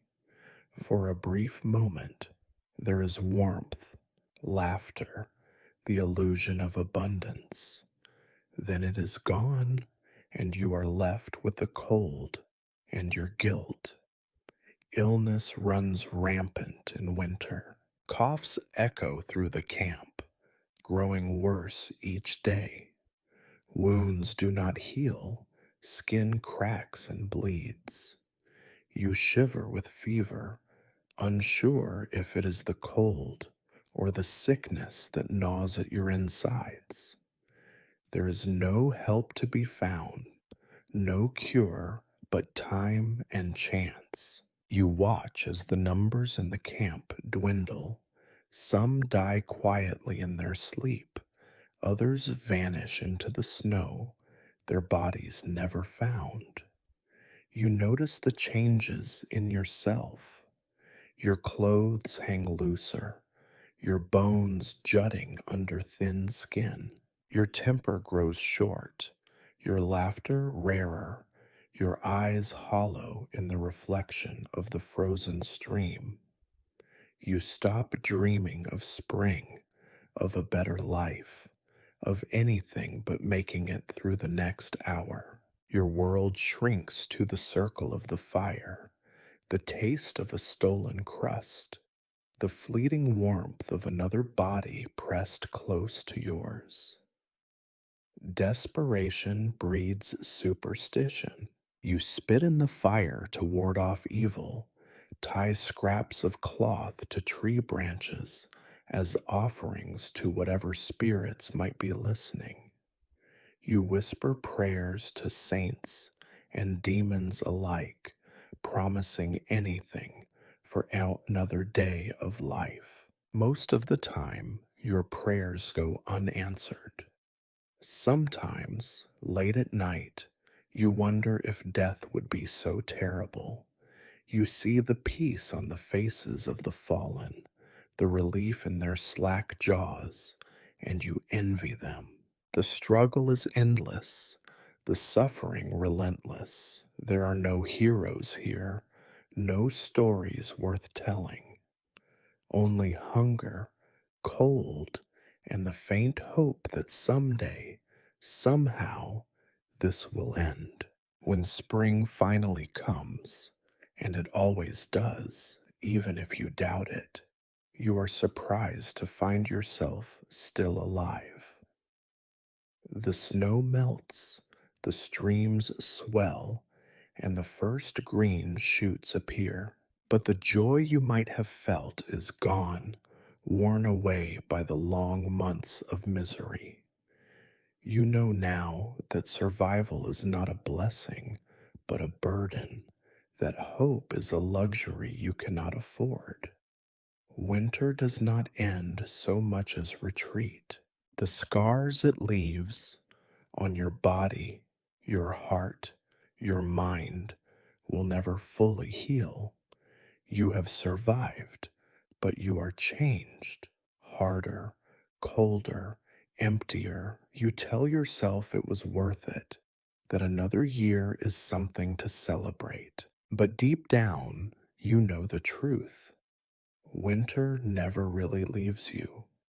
You might imagine that a bandit's life is an endless grind of misery and hunger, and for the most part, you would be correct. But every so often, once in a season perhaps, a miracle happens. The gang stumbles into a windfall, a merchant foolish enough to travel alone, a careless noble's hunting party, or even a village so beaten down by taxes that it cannot afford to bribe the sheriff's men. You take, and for a brief, glorious moment, you have more than enough. The news spreads through the camp like fire. "A haul," someone whispers, and soon there is a strange electricity in the air. Faces usually tight with suspicion relax just a fraction. Eyes, hollow with hunger and fear, begin to gleam. There is food tonight, real food, not just scraps and stringy meat. Sometimes there is even a jug of stolen wine, muddy but strong, or a handful of coins that will be gone by dawn. A feast for bandits is never planned. It is seized, consumed with the urgency of people who know the gods are watching and might take it back at any moment. The fire is stoked high, blazing against the dark. Everyone presses closer, drawn by the warmth and the rare smell of roasting meat. It does not matter what is cooking, a haunch of venison, a fat goose, or even a pot of turnip stew, so rich with grease that it leaves a film on your lips. Tonight, no one complains. Laughter rises, sharp and hungry, echoing off the trees. Someone begins a song, tuneless and crude. Another bandit pulls out a battered flute and squeaks out a tune that somehow becomes the soundtrack for the evening. The wine is passed around, warming bellies and loosening tongues. You feel the tension in your muscles ease, if only for a moment. For once, there is enough to go around. Plates and hands are filled, mouths stuffed and wiped on sleeves. You eat quickly at first, half afraid the food will vanish before you finish. Then you slow down, savoring the rare sensation of being full. You lean back, the fire crackling, the night soft and strange. In that instant, you remember that there is more to life than survival. But happiness in the forest is never pure. The same feast that draws everyone together also sharpens every old grudge. Wine loosens more than tongues. It unchains anger and envy. Arguments spark over the best pieces of meat, the last cup of drink, the division of spoils. The old rivalries simmer, then boil over. Voices rise, laughter grows sharp, and soon the feasting turns into shouting. It is always the same. Someone remembers a slight, real or imagined, from a previous raid. Someone else takes offense at a careless joke. A hand goes for a knife, not always in jest. Fights break out, fueled by drink and the thrill of temporary abundance. The feast that began in joy ends in bruises, split lips, and sometimes blood. You learn to watch for the signs. The first slurred insult, the sudden hush when a story goes too far, the shifting of bodies as people move closer to or farther from the fire. You position yourself near the edge, ready to slip away if things turn ugly. Sometimes you are not quick enough. You wake the next morning with a black eye and no memory of what was said to deserve it. The morning after the feast is always a study in regret. The fire has burned low, leaving only ashes and cold bones. The food is gone, the wine bottles empty, and the camp stinks of spilled drink and sick. Heads throb, tempers flare, and the old suspicions return in force. If anything went missing during the night, a coin purse, a knife, a scrap of bread, accusations fly fast and loose. You have seen friendships break, alliances shatter, and even the most loyal companions turn on each other over a missing cup. The spoils themselves are gone faster than you can believe. The coins are gambled away or traded for trinkets and more drink. The food, no matter how much there is, seems to evaporate. By midday, hunger is already gnawing again, and the memory of the feast turns sour in your mouth. Yet, despite the consequences, these fleeting moments of joy are what keep you going. You learn to savor them, the taste of warm food, the warmth of the fire, the illusion of camaraderie. You hold on to the memory when the forest closes in again, when the rain returns, when the old fear creeps back into every shadow. You also learn not to trust happiness. Joy is dangerous in this life, a signal to the world that you have something to lose. You begin to understand why the older bandits look wary even when they smile, why their laughter sounds like a dare. You see it in the way they watch the fire, knives never far from reach, eyes never quite soft. Every celebration is a risk, every feast a promise that will be broken before the embers die. Sometimes you wonder if the stories are right, if the forest itself punishes those who dare to be happy. Maybe the gods of mud and trees resent your brief comfort. Maybe the world, in its twisted way, only allows so much joy before it demands payment in misery again. In the end, you stop wishing for feasts. You take what comes, grateful but wary, always bracing for the moment when laughter turns to violence, when fullness gives way to hunger, when warmth becomes the memory of what you have lost. You remind yourself that nothing good lasts, least of all for those who take what does not belong to them. The feast always ends badly. That is the rule of the forest, and the only lesson you can truly trust.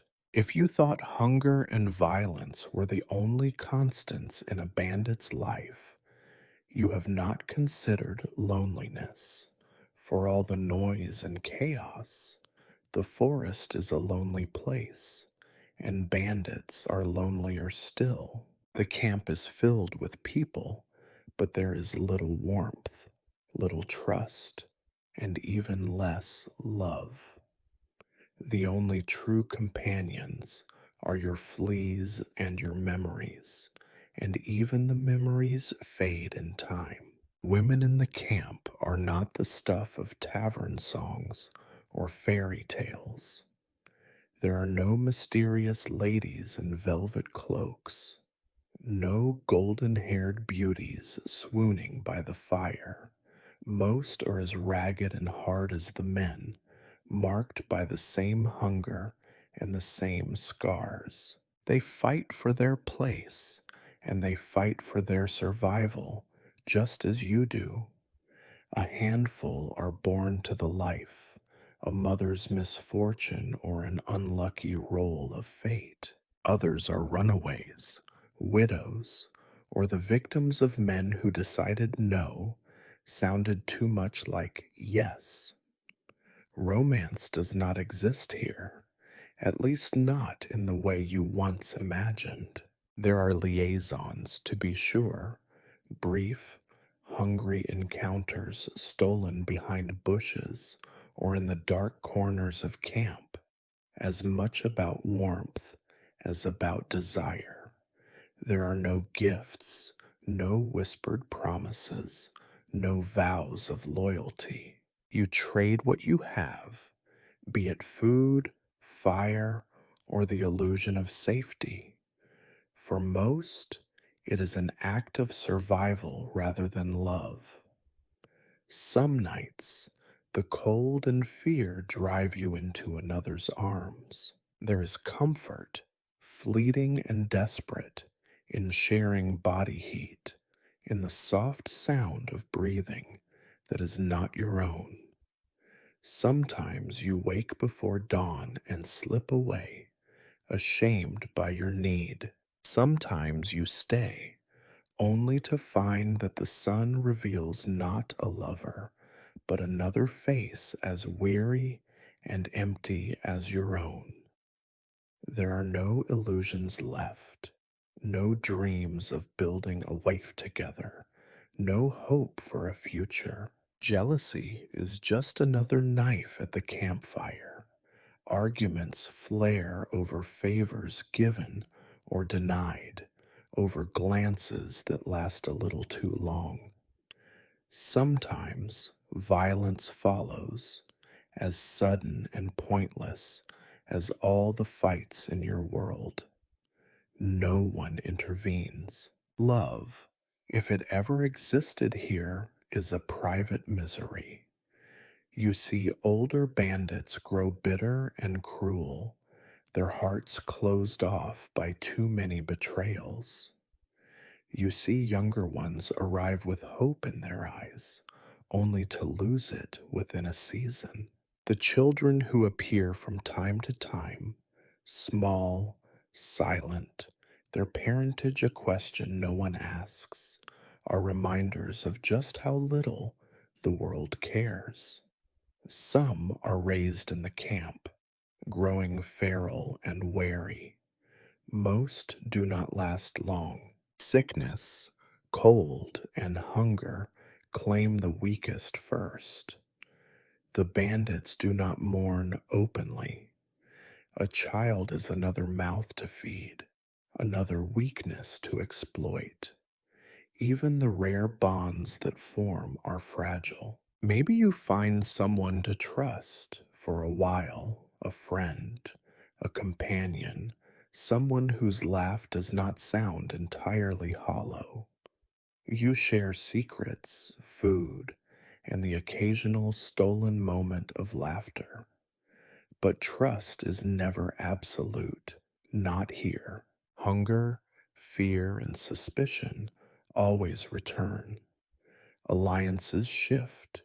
Betrayals come without warning, and what you thought was loyalty turns out to be simple convenience. Sometimes you hear stories of love that survived the forest, a pair of bandits who ran away together, who found a hut and lived out their days in peace.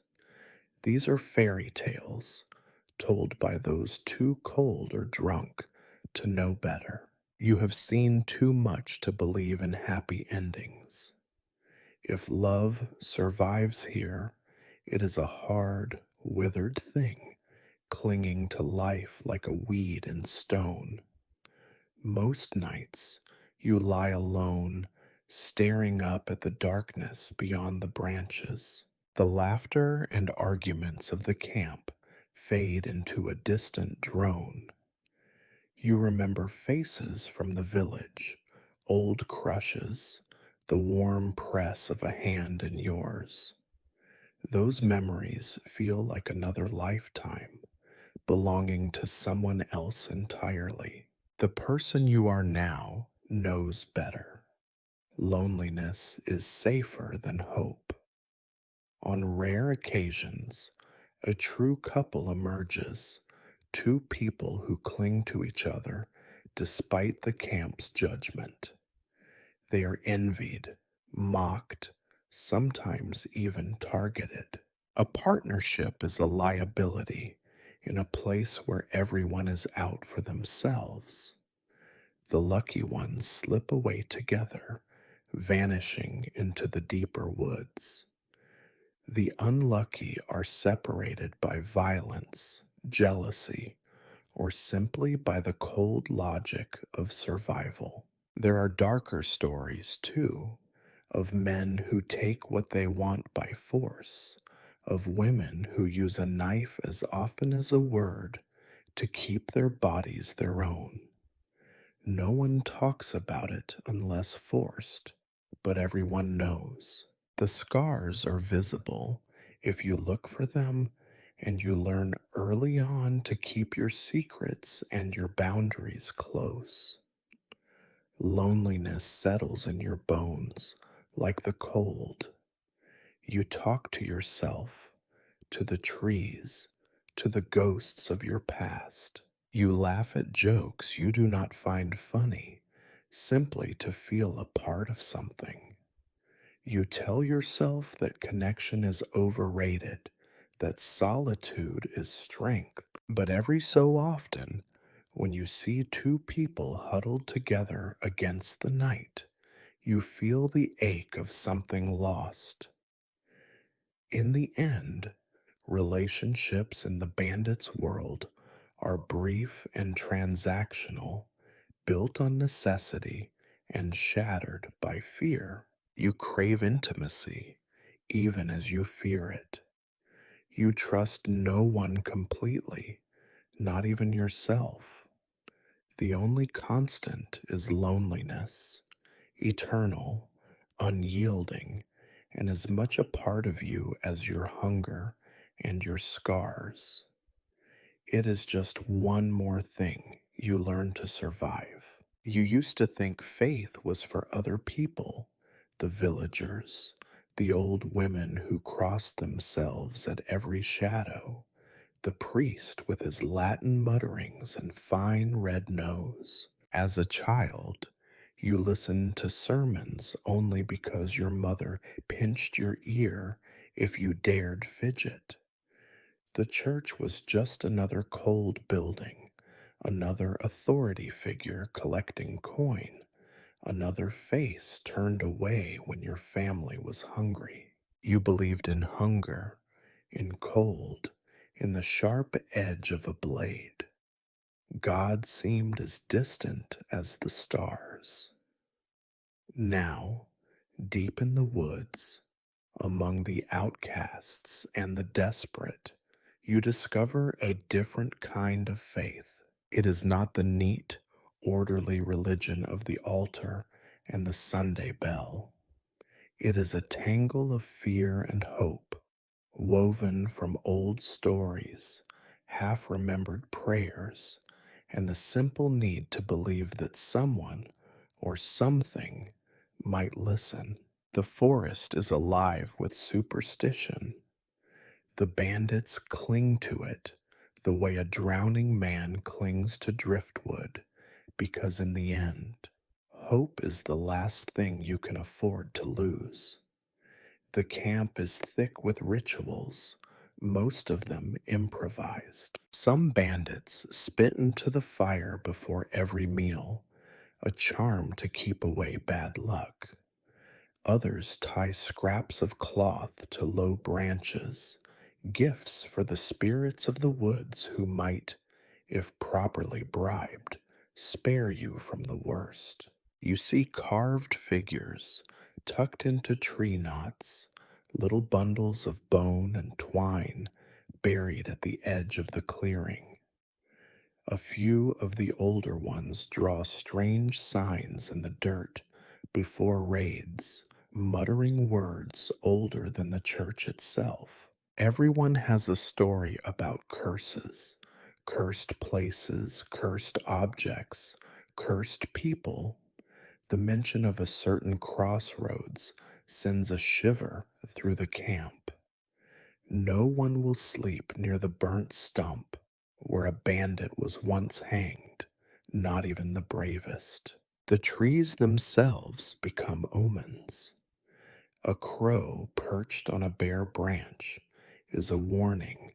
A fox crossing your path means blood will be spilled before the day is out. You scoff at first, but then you see what happens to those who ignore the signs, and your laughter dies on your lips. Religion, too, lingers at the edges of your world. Some bandits still make the sign of the cross, more out of habit than belief. There is always one who knows bits of the old prayers, mumbling them under their breath when the sickness comes or before a raid. When someone dies, a few words are said, sometimes Latin, sometimes gibberish, sometimes just a long silence as the grave is filled. There are no proper burials, no bells, no promises of heaven. But you notice that when the night is darkest, even the toughest among you will glance upward as if daring the sky to notice. You too develop your own rituals. You touch the scar on your arm before leaving camp, a talisman against misfortune. You avoid certain trees, certain paths. You whisper apologies to the spirits whenever you steal from a church or rob a traveler clutching a cross. It is not that you believe exactly, it is that you are afraid to risk disbelief. In a world where everything is dangerous, even hope can be a kind of armor. There are times when you bargain shamelessly with gods and spirits alike. When the fever rages, you promise anything for relief. When you crouch in the mud as the sheriff's men pass by, you swear to change your ways if only you are spared. When the hunger is too much, you close your eyes and offer desperate prayers to saints whose names you barely recall. You know deep down that you will break every promise if you survive. But the bargaining itself is a comfort, a thread connecting you to something beyond the endless mud and fear. Sometimes the old religion surfaces in odd ways. A pagan song hummed under someone's breath, a charm made from a hare's foot, a blessing whispered in the language of the grandmothers. You realize that belief, like the hunger and the cold, survives in strange and unexpected forms. Faith here is not about salvation, it is about survival. It is the hope that the world is not entirely indifferent, that your suffering might mean something, that your luck might change. When things go wrong, and they always do, blame is laid at the feet of spirits, curses, or someone's broken promise to a saint. Arguments break out over which charm failed, which prayer was forgotten, who brought bad luck by speaking ill of the dead.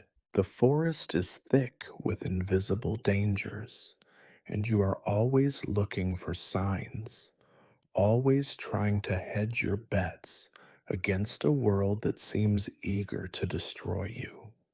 The priest, if you ever encounter one, is as lost as the rest of you. He offers blessings for a scrap of bread, confessions for a cup of wine.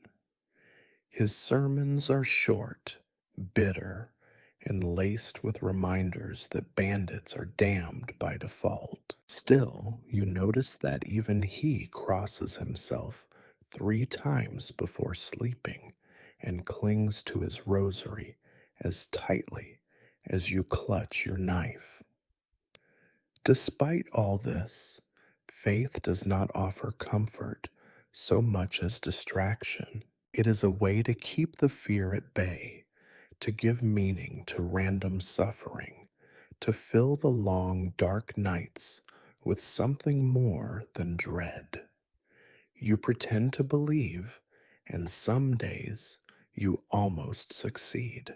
You tell yourself that the next prayer, the next charm, the next feast day might be the one that turns your luck. But you know, in your heart, that the gods, if they are watching, are as indifferent as the forest. You have learned to bargain, to beg, to threaten, and to plead, but in the end, survival is up to you and your wits. The rituals, the prayers, the charms, they are all just a way to pass the time, to convince yourself that you are not entirely alone. And yet, as you scratch the lice from your hair and mutter a half remembered blessing, you cannot help but hope, if only a little, because even in the life of a bandit, hope is the one sin you cannot give up. If you thought the forest would protect you from the rest of the world, you were sorely mistaken. The law is not the only threat lurking in the shadows. Other bandits, other gangs, other packs of hungry, desperate men and women move through the same trees, hunting the same roads, haunted by the same fears and dreams of escape. And in the forest, the line between friend and enemy is as thin and fragile as a spider's web. At first, the idea of another gang is just a rumor, an old story told by the fire, meant to scare the new recruits or explain why the snares come up empty. The older bandits speak in low voices of rivals who lurk just beyond the next hill, who have their own camps and their own codes, who watch your every move and wait for a moment of weakness. You laugh it off. How many outlaws can one patch of mud and misery support? Then, one morning, you find a snare that has been robbed, the meat gone, the wire cut. You notice footprints in the mud that do not belong to anyone in your camp. The food supply dwindles even faster than usual, and the feeling of unease grows. Someone claims they saw strangers in the woods, faces glimpsed between the trees, voices drifting on the wind. Suddenly, the stories feel less like warnings and more like omens. The leaders, if you can call them that, grow tense and suspicious. Watches are doubled at night, weapons kept closer. Trust, already rare, becomes almost impossible. Every misstep, every missing scrap of food, every rumor of betrayal is met with suspicion. You look at the people around you and wonder who would turn against you if the price were right or if the fear got too strong. Encounters with rival gangs are never like the stories. There is no grand battle, no heroic last stand. Sometimes it is nothing more than a brief, vicious fight in the darkness, shouts, flashing blades, then silence. Sometimes it is a long, slow campaign of sabotage and theft, your traps robbed, your camp spied upon, your raids interrupted by unseen enemies. Occasionally, two gangs will meet by accident, both stalking the same merchant or the same hapless traveler.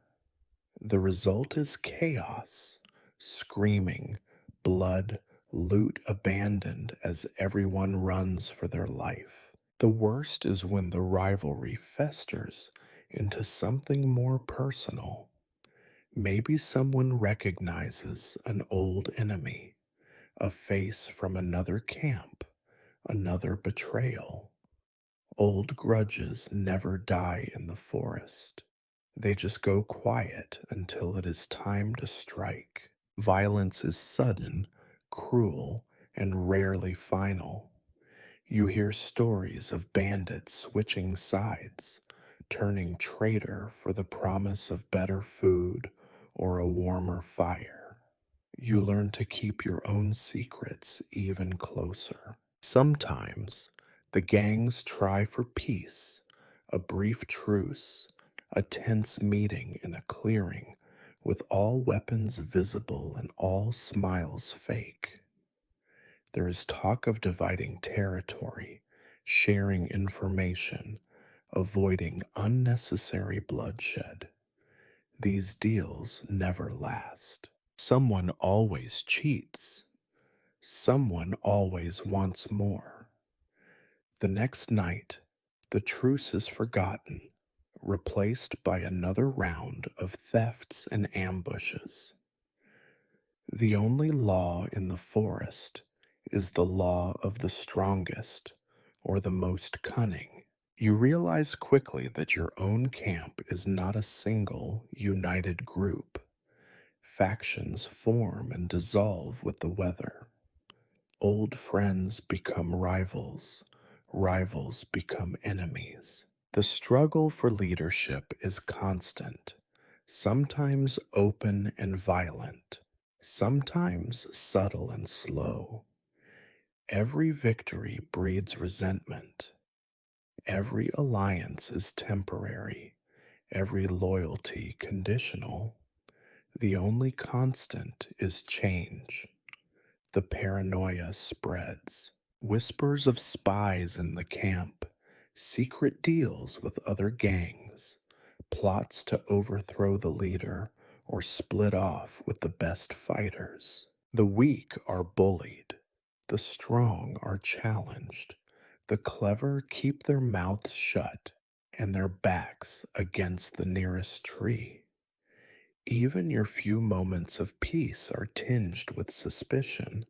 Was that smile genuine or just another mask? You learn that betrayal is not a single act, but a way of life. Maybe your friend steals your share of meat one night or sells information about your camp to a rival gang. Maybe someone slips a knife under your blanket just in case. No one trusts anyone, and everyone has a reason not to. The price of friendship is a constant calculation. What will you gain? What might you lose? How long until it is your turn? On rare occasions, gangs are forced to cooperate. When the law comes down hard, when winter bites too deep, when food is so scarce that even enemies must share scraps to survive. These alliances are tense, brittle things, held together by nothing but fear and hunger. The moment the crisis passes, the knives come out again. Violence is the only currency. Your reputation is built on how well you fight, how ruthlessly you defend your share, how quickly you strike back against betrayal. Mercy is a weakness, kindness a liability. You harden yourself against the constant churn of faces, the knowledge that every friend is a potential enemy, and every enemy is a mirror of your own desperation. Sometimes, late at night, you remember the village, the petty quarrels, and the small betrayals. Here, everything is magnified. Every slight is dangerous, every argument potentially deadly. You wonder if you are becoming someone else or just revealing the person you always were. The forest does not care about your doubts. In the end, the greatest danger is not the law or the wolves or the cold, but the people who should be on your side. Your friends can become your enemies in a single moment. A careless word, a stolen meal, a flicker of fear. In the world of bandits, trust is the rarest currency of all and the most easily spent. You sleep with one eye open, your knife within reach, and your heart as guarded as your share of the loot. If you are lucky, you survive another day. If you are clever, you survive a little longer, but you never, ever forget. In the forest, the real threat is always closer than you think. You used to believe the law was something distant, an idea, a threat whispered by your mother, a thing that only existed in the sermons and stories meant to frighten children into obedience. But once you became a bandit, you realized that the law is not just real, it is everywhere, and it is hungry. Justice, you discover, is a word with no meaning for people like you. The law is not the fair, blindfolded lady you see painted in the old prayer books. She is a tired, angry brute with a cudgel in one hand and a ledger in the other, always ready to add another name to her list of the damned. Justice, when you meet her, wears the face of the sheriff, the bailiff, the mercenary, the well fed lord riding at the head of his men. You see how it works the first time someone from your camp is caught. There is no trial, no weighing of facts, no chance to plead your case. If you are lucky, you are dragged in chains to the village square, where the townsfolk jeer and spit as sentence is pronounced. If you are unlucky, and most are, you are simply beaten where you are found, your body left for the crows as a warning to the rest. Sometimes, if the mood takes them, the sheriff's men will parade you through the village, your bruised face and broken limbs displayed like a trophy. You hear stories of trials, of wise judges and clever arguments, but in your world, justice is quick, brutal, and very public. The villagers, who once pitied or ignored you, now cheer for your punishment. Fear makes good citizens of desperate people, and nothing makes them feel safer than the suffering of someone poorer than themselves. Punishments are creative, if you can call it that. Flogging is the favorite, doled out for theft, for vagrancy, for the simple crime of being where you do not belong. Stocks are popular too, a chance for the local children to practice their aim with rotten vegetables and for the adults to enjoy a bit of public humiliation. For the worst crimes, meaning those that anger the powerful or disrupt the flow of coin, there is the noose or the axe. Hangings are events, a break from the monotony of daily labor, an object lesson in what happens to those who step out of line. You learn that the law is never on your side. The rich bend it to their will, the poor suffer under its weight. If you are a lord's son caught poaching, you pay a fine and laugh about it over wine. If you are a nobody with muddy feet and empty pockets, you are lucky to escape with your life. The law is written by the powerful, enforced by the desperate, and suffered by everyone else. Even when you are not caught, the law shapes your life. Every raid, every theft, every night spent hiding in the mud is haunted by the threat of capture.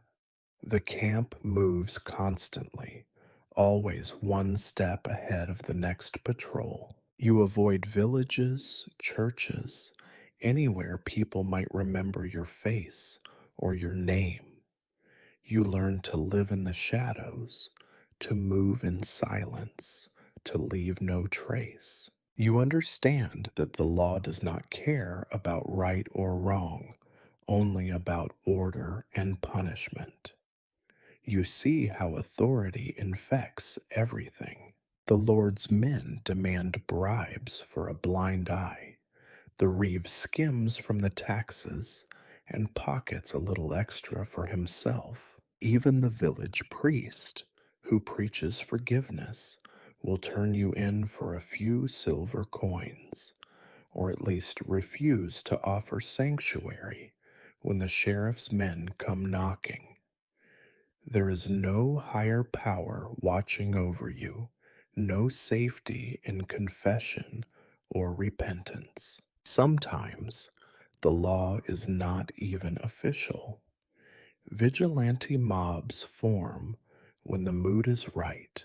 A cow stolen, a barn burned, a rumor whispered by a frightened child. The villagers take up pitchforks and torches, hunting for someone, anyone to blame. If you are unlucky enough to be caught, there is no need for judges or sheriffs. The law of the mob is swift, messy, and leaves little behind but ashes and fear. You begin to hate the sound of horses' hooves, the clank of armor, the flash of a badge. You flinch at every unfamiliar voice, every shadow that falls across the camp. The threat is constant, wearing you down, making you jumpy, suspicious, quick to run or to fight. You learn to live with fear, to let it guide your steps, to accept that justice is not a shield, but a sword always aimed at your back. On rare occasions, you hear rumors of mercy, a Lord who pardons a repentant thief, a judge who looks the other way. These stories are passed around like fairy tales, comforting lies to make the cold nights a little easier to bear. You know the truth. For people like you, there is no forgiveness, only the constant struggle to stay one step ahead. The law does not care that you were hungry or that you had no other choice. It does not care that the merchants are fat with gold while your fingers are blue with cold. Justice is a luxury for those who can afford it. For everyone else, it is a cudgel, a rope, a pit in the ground. Sometimes you dream of turning yourself into sin, confessing everything just to see if the world will show you even a little kindness. But you know better. The law is never kind. It is never fair. It is simply another weapon in the hands of those who already have too many. You stop believing in justice. You believe in luck, in quick feet, in hiding places and sharp knives. You believe in your own wits and in the loyalty of those who have not yet betrayed you. You believe that for people like you, the only real law is survival. And so, every time you see the banners of authority fluttering through the trees, every time you hear the distant shouts of a patrol, you run, not because you are guilty, though you are, but because you know the law will never hear your side, never weigh your reasons, never give you a chance. The law is there to crush you, to grind you down, to remind you that you were never meant to be free. This, you realize, is the only true justice for bandits.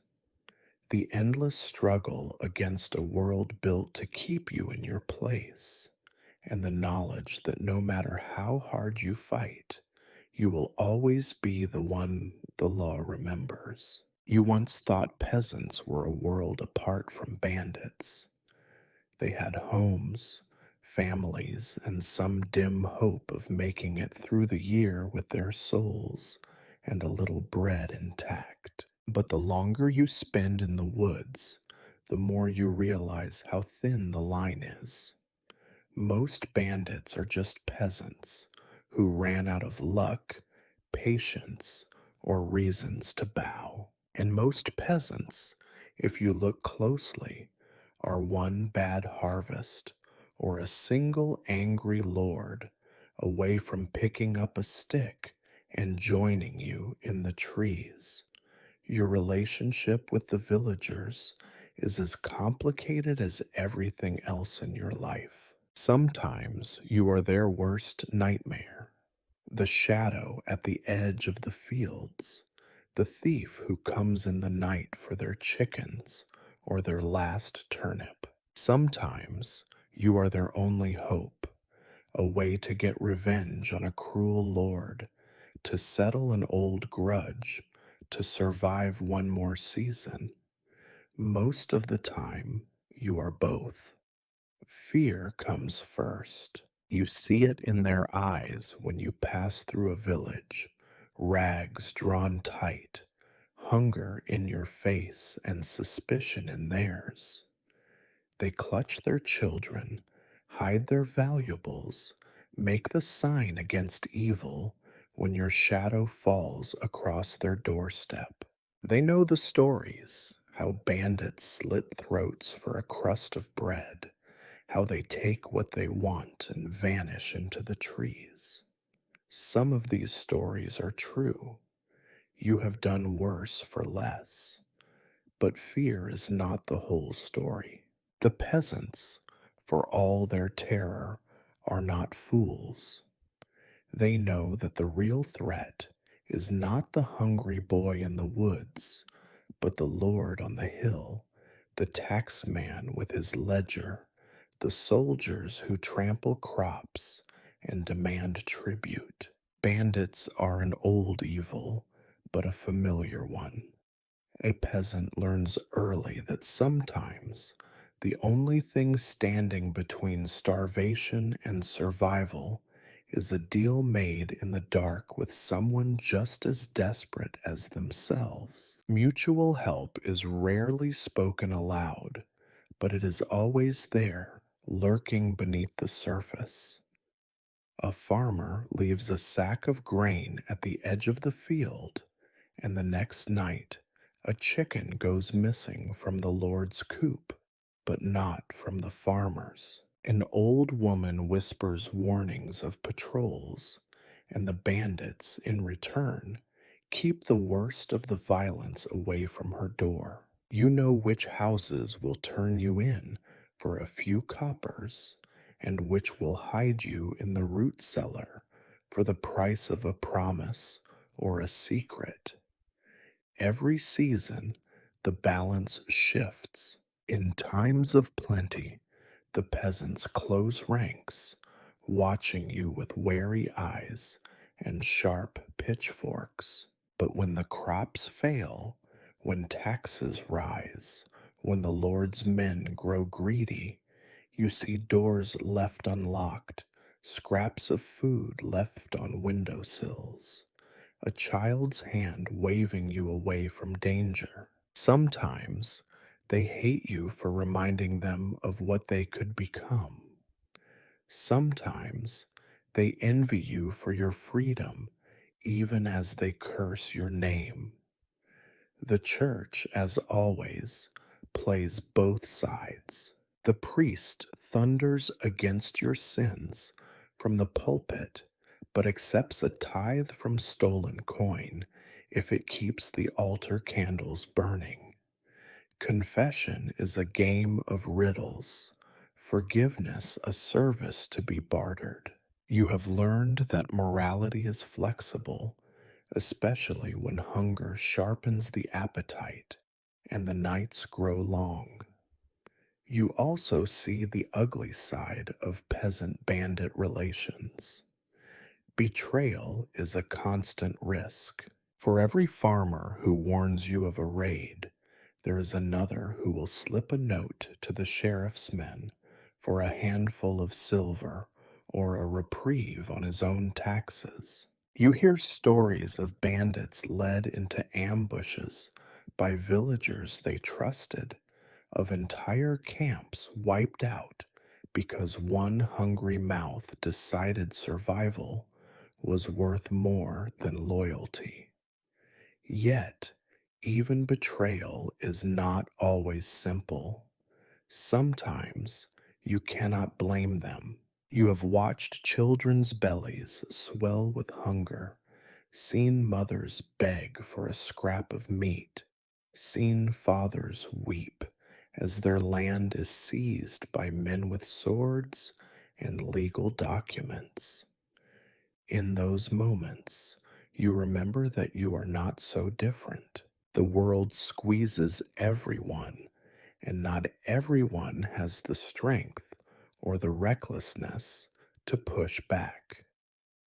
Sometimes you are asked for help. A peasant girl, beaten by the reeve, begs the bandits for revenge. A widow, threatened with eviction, offers you a place to hide if you can make the bailiff's life miserable for a few days. These requests are never made openly, and the rewards are small: a loaf of bread, a patch of dry ground, a whispered prayer. But in these moments, you glimpse the web of quiet rebellion that ties the desperate together. At times, you wonder if the world could be different, if bandits and peasants could unite against the lords and their dogs. Sometimes it almost happens: a revolt, a burning manor, a brief, shining moment when the powerless rise up together. But it never lasts. The law is too strong, the hunger too constant, the fear too deep. Old habits return, and soon it is every man, woman, and child for themselves again. Still, there is a strange comfort in these shifting alliances. You are hated, feared, envied, and sometimes needed. You move between worlds, belonging fully to neither, but understanding both better than you ever did before. You see how the world grinds down everyone, how desperation creates unlikely friendships and impossible betrayals. In the end, you learn to trust no one completely, to take kindness where you find it, and to pay it back when you can, if only because you know how quickly the roles could reverse. You are a shadow in the fields, a rumor in the night, a hunger that never goes away.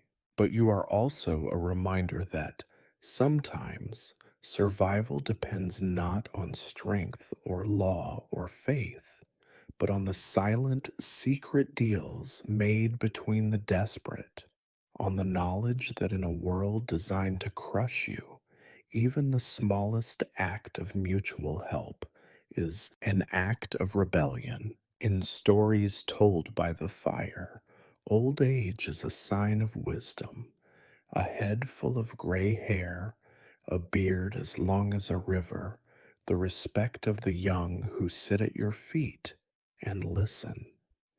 But in the world of the bandit, age is a sentence, not a prize. Here, you grow old quickly, and you do it the hard way. One bruise, one broken tooth, one hungry night at a time. You start to notice it earlier than you would like. By the time you have seen 2 or 3 winters in the forest, your body already betrays you. Your hands, once quick and sure, shake with cold even on mild days. Your knees ache. Your back stabs with pain every time you haul firewood or run from the law. The scars on your skin multiply, reminders of every mistake and every moment of bad luck. You might be barely 20, but your face tells a story of someone twice that. You watch as others around you fade, sometimes slowly, sometimes all at once. The older bandits limp, cough, and grumble, but nobody listens. In this life, respect is measured in food, in strength, in how much you can still fight for your place by the fire. The minute you start to lag, the others smell weakness like a wolf smells blood. Some try to hide it, toughen up, laugh louder, pretend the pain is just in their head, but nothing hides forever. You realize there is no such thing as retirement for a bandit. There is no quiet cottage at the end of the woods, no hot porridge by the hearth, no children or grandchildren coming to listen to your tales. If you are lucky, you might find a place to sit a little closer to the fire, exchange an old scar for a slightly bigger share of the rabbit stew. If you are unlucky, you are simply pushed out, first from the best spots, then from the best jobs, and finally from the camp itself. Some bandits cling to the group as long as they can. They act as lookouts, mend clothes, sharpen knives, tell stories that nobody listens to. They become a warning to the young. That will be you if you last long enough. You see the fear in the eyes of the newcomers. Better to die young and quick than to fade, hungry and cold, into a ghost that nobody cares about. Others try to save themselves by teaching. They pass on tricks, how to read a trail, how to bluff at cards, how to tie a snare that even the cleverest fox cannot escape. Some listen, most do not. In the end, everyone believes they will find a better way. Nobody really wants to hear about the way your joints hurt, the way your vision blurs, the way sleep comes less and less each night. You think about what it would mean to grow truly old out here. Some say there are ancient bandits in the deepest woods living off roots and old secrets. Maybe that is true, but you have never met one. The forest is hard, and it has no patience for those who cannot run, fight, or steal with the best of them. The closest thing to a pension is whatever you can stash away, if you are cunning or lucky enough to have something worth hiding. A few try to leave for the villages, to beg for scraps or a place to sleep in a barn. Sometimes a family takes pity and lets them stay for a while, especially if the old bandit can still tell a good story or fix a broken fence. But trust does not last. Once a bandit, always a bandit. Sooner or later, someone remembers a debt, a stolen chicken, a night of terror, and the kindness ends. Death, when it comes, is not dramatic. No last words, no hero's farewell. Sometimes it is quiet, a bandit who simply does not wake up, worn out by a life of running and fighting. Sometimes it is violent, beaten for the last scrap of food, left behind when the camp flees a raid, lost to fever or a wound that refuses to heal. The graves are shallow, and the mourning even more so. Life moves on. The forest has room only for the living. You remember old age in the village, a neighbor who reached 40, almost a legend. Here, 25 is ancient, and anyone with gray hair is as rare as a warm meal. You think about your own future, such as it is. There is no pension, no rest, no reward for surviving this long, just more aches, more hunger, more days measured by what you can steal and how long you can keep it. Sometimes, in the quiet moments, you let yourself dream of something better. A small plot of land, a roof that does not leak, the luxury of going a day without hunger or fear. But the world is not built for that. Not for you, not for anyone with dirt under their nails and too many scars to count.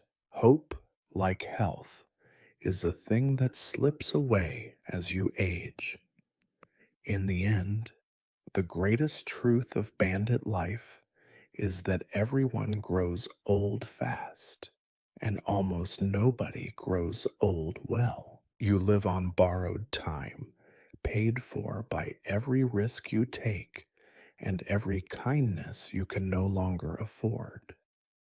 The only retirement is the end of the road, a grave in the woods, marked only by the silence of those who survived you. And so you wake each morning older than the day before, but still alive. You count your scars like coins. You hold on to your place by the fire, and you keep your knife close. You know what is coming. You just do not know how much longer you have left.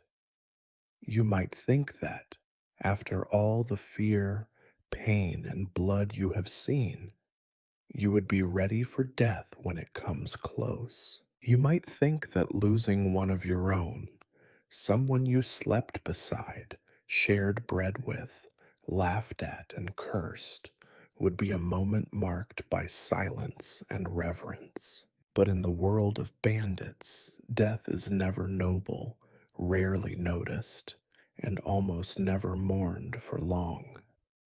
The first time someone dies in your gang, it feels wrong. The world should stop, or at least pause. But instead, the forest keeps on groaning, the birds keep screeching, the wind keeps howling through the branches. You wake to a body that will not move, breath that will not come. Someone pokes the corpse, grumbles a curse, and goes back to gnawing a cold bone by the fire. The first death is not a hero's end. There is no sacrifice, no grand gesture. Maybe it is a wound that will not heal, fever that boils away the last bit of life, a cough that never leaves. Maybe it is violence, a knife in the dark, a rock to the head in a drunken brawl, a bad fall in the woods. It is ugly, squalid, pointless. The body is just there, another heap of rags and flesh, already beginning to stink. At first, you flinch away. You stare at the hands, the half open mouth, the glazed eyes that stare past the branches into nothing. You want to ask questions. What happens now? Who will say words for the dead? What if the soul still lingers, but nobody seems to care? You realize, with a growing chill, that this is not the first death for most of the gang. To them, a corpse is just another inconvenience. There is no proper burial, no priest, no candle, no bell. Sometimes you dig a shallow grave, pushing cold dirt over cold skin. Sometimes, if the ground is too hard, the body is left under a pile of branches, a sad mound that no one will mark or remember. The forest takes the dead as easily as it takes the living. Animals do the rest, and soon nothing is left but bones and scraps of cloth. The first time you feel sick, you cannot eat, cannot sleep, haunted by the image of a face you once knew turning to gray beneath the trees. You listen for a ghost, for a whisper, for some sign that the world has changed. But the world does not change. The fire still needs tending. The food is still scarce. The sheriff's men are still searching. There is no time to grieve, no space for sentiment. Life demands all your attention, and the dead are quickly forgotten. The older bandits handle death with practiced efficiency. They take anything useful from the body: a knife, a bit of cloth, a good pair of boots. Sometimes there is an argument over who gets what. You watch, horrified at first, as they strip the corpse of everything, even a handful of coins hidden in a sock. You tell yourself you would never do the same, but you do, eventually. Survival is a habit that overrules disgust. Your attitude changes with each death. The first is hard, the second is easier. By the third, you stop looking at faces. You learn to keep your distance, to focus on the living, to treat death as just another fact of the forest. You stop saying prayers, stop wishing for peace for the soul. The world is too crowded with ghosts for you to care about one more. It is not that you become cruel exactly. It is just that grief has no place here. Every death is a warning, a reminder of what happens if you are too slow, too weak, too trusting. You start to plan ahead, thinking about what you will take from the next corpse, what lessons you will learn. Death becomes a teacher, and you are a quick study. Sometimes you wonder if you are losing something important, a bit of your own humanity, perhaps. You remember funerals from your childhood, the quiet respect, the mourning songs, the promises of an afterlife.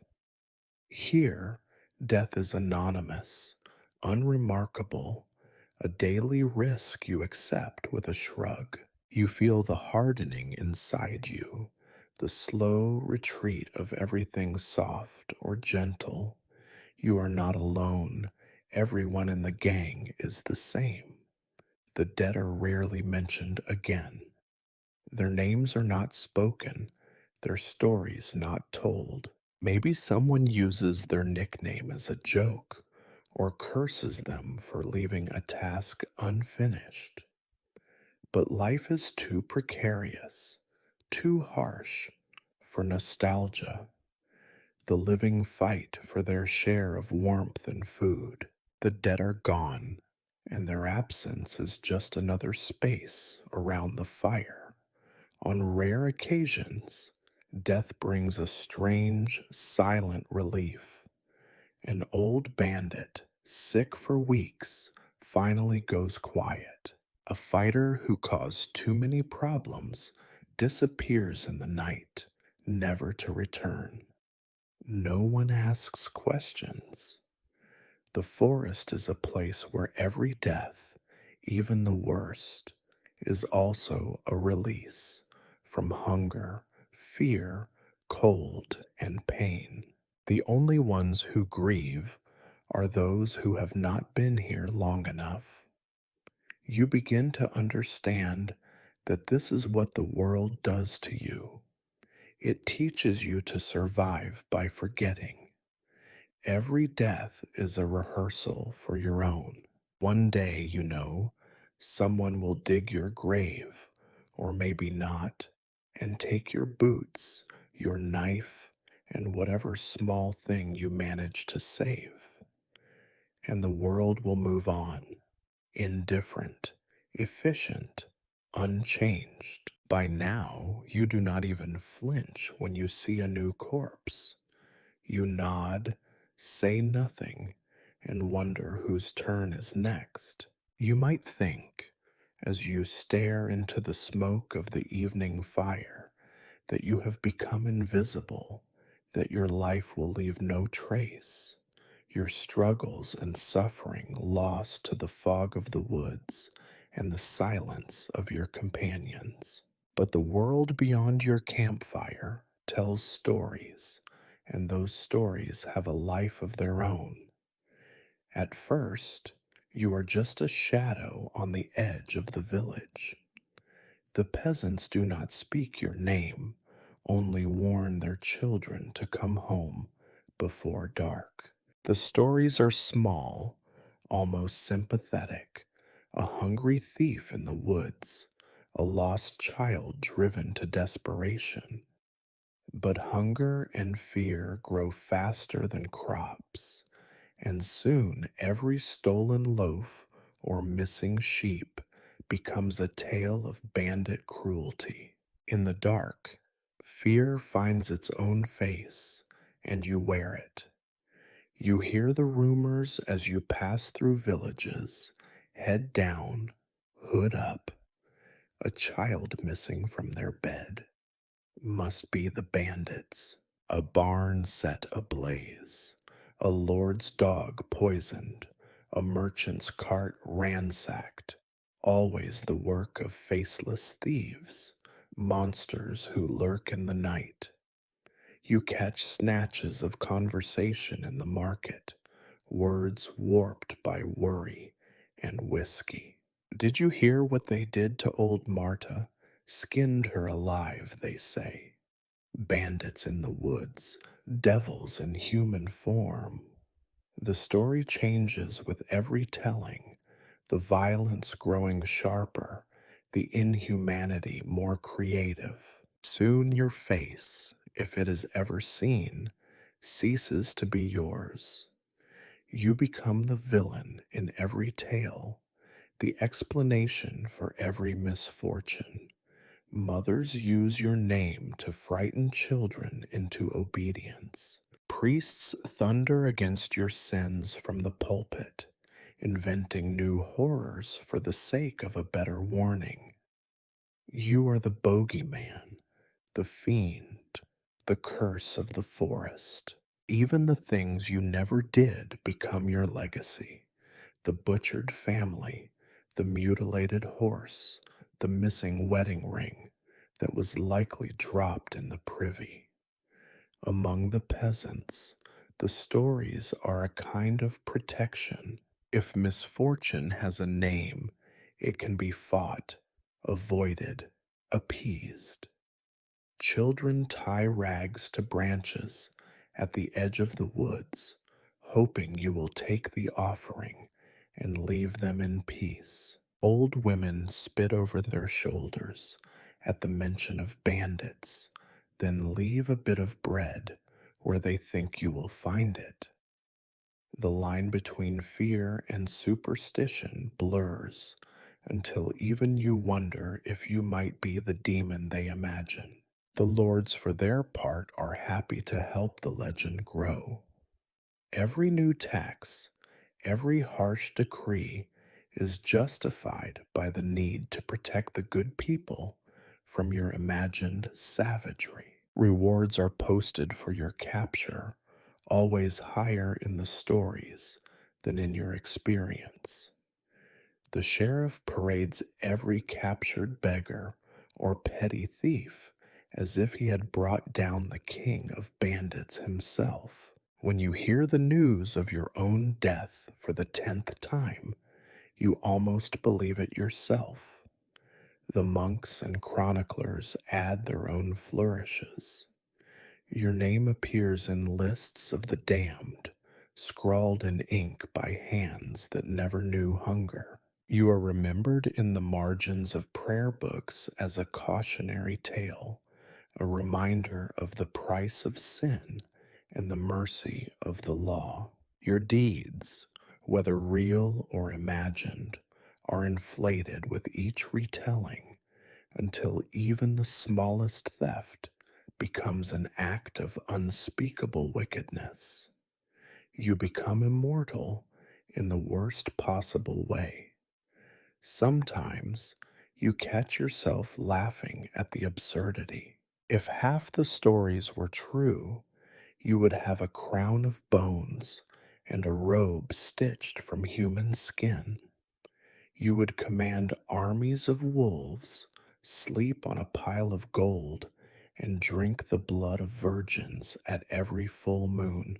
The truth, of course, is dirtier, hungrier, and infinitely more boring.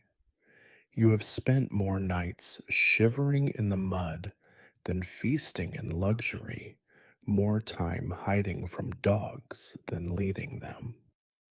But the stories matter, whether you want them to or not. They keep you alive. Villagers are more likely to pay you off or stay out of your way if they believe you are capable of anything.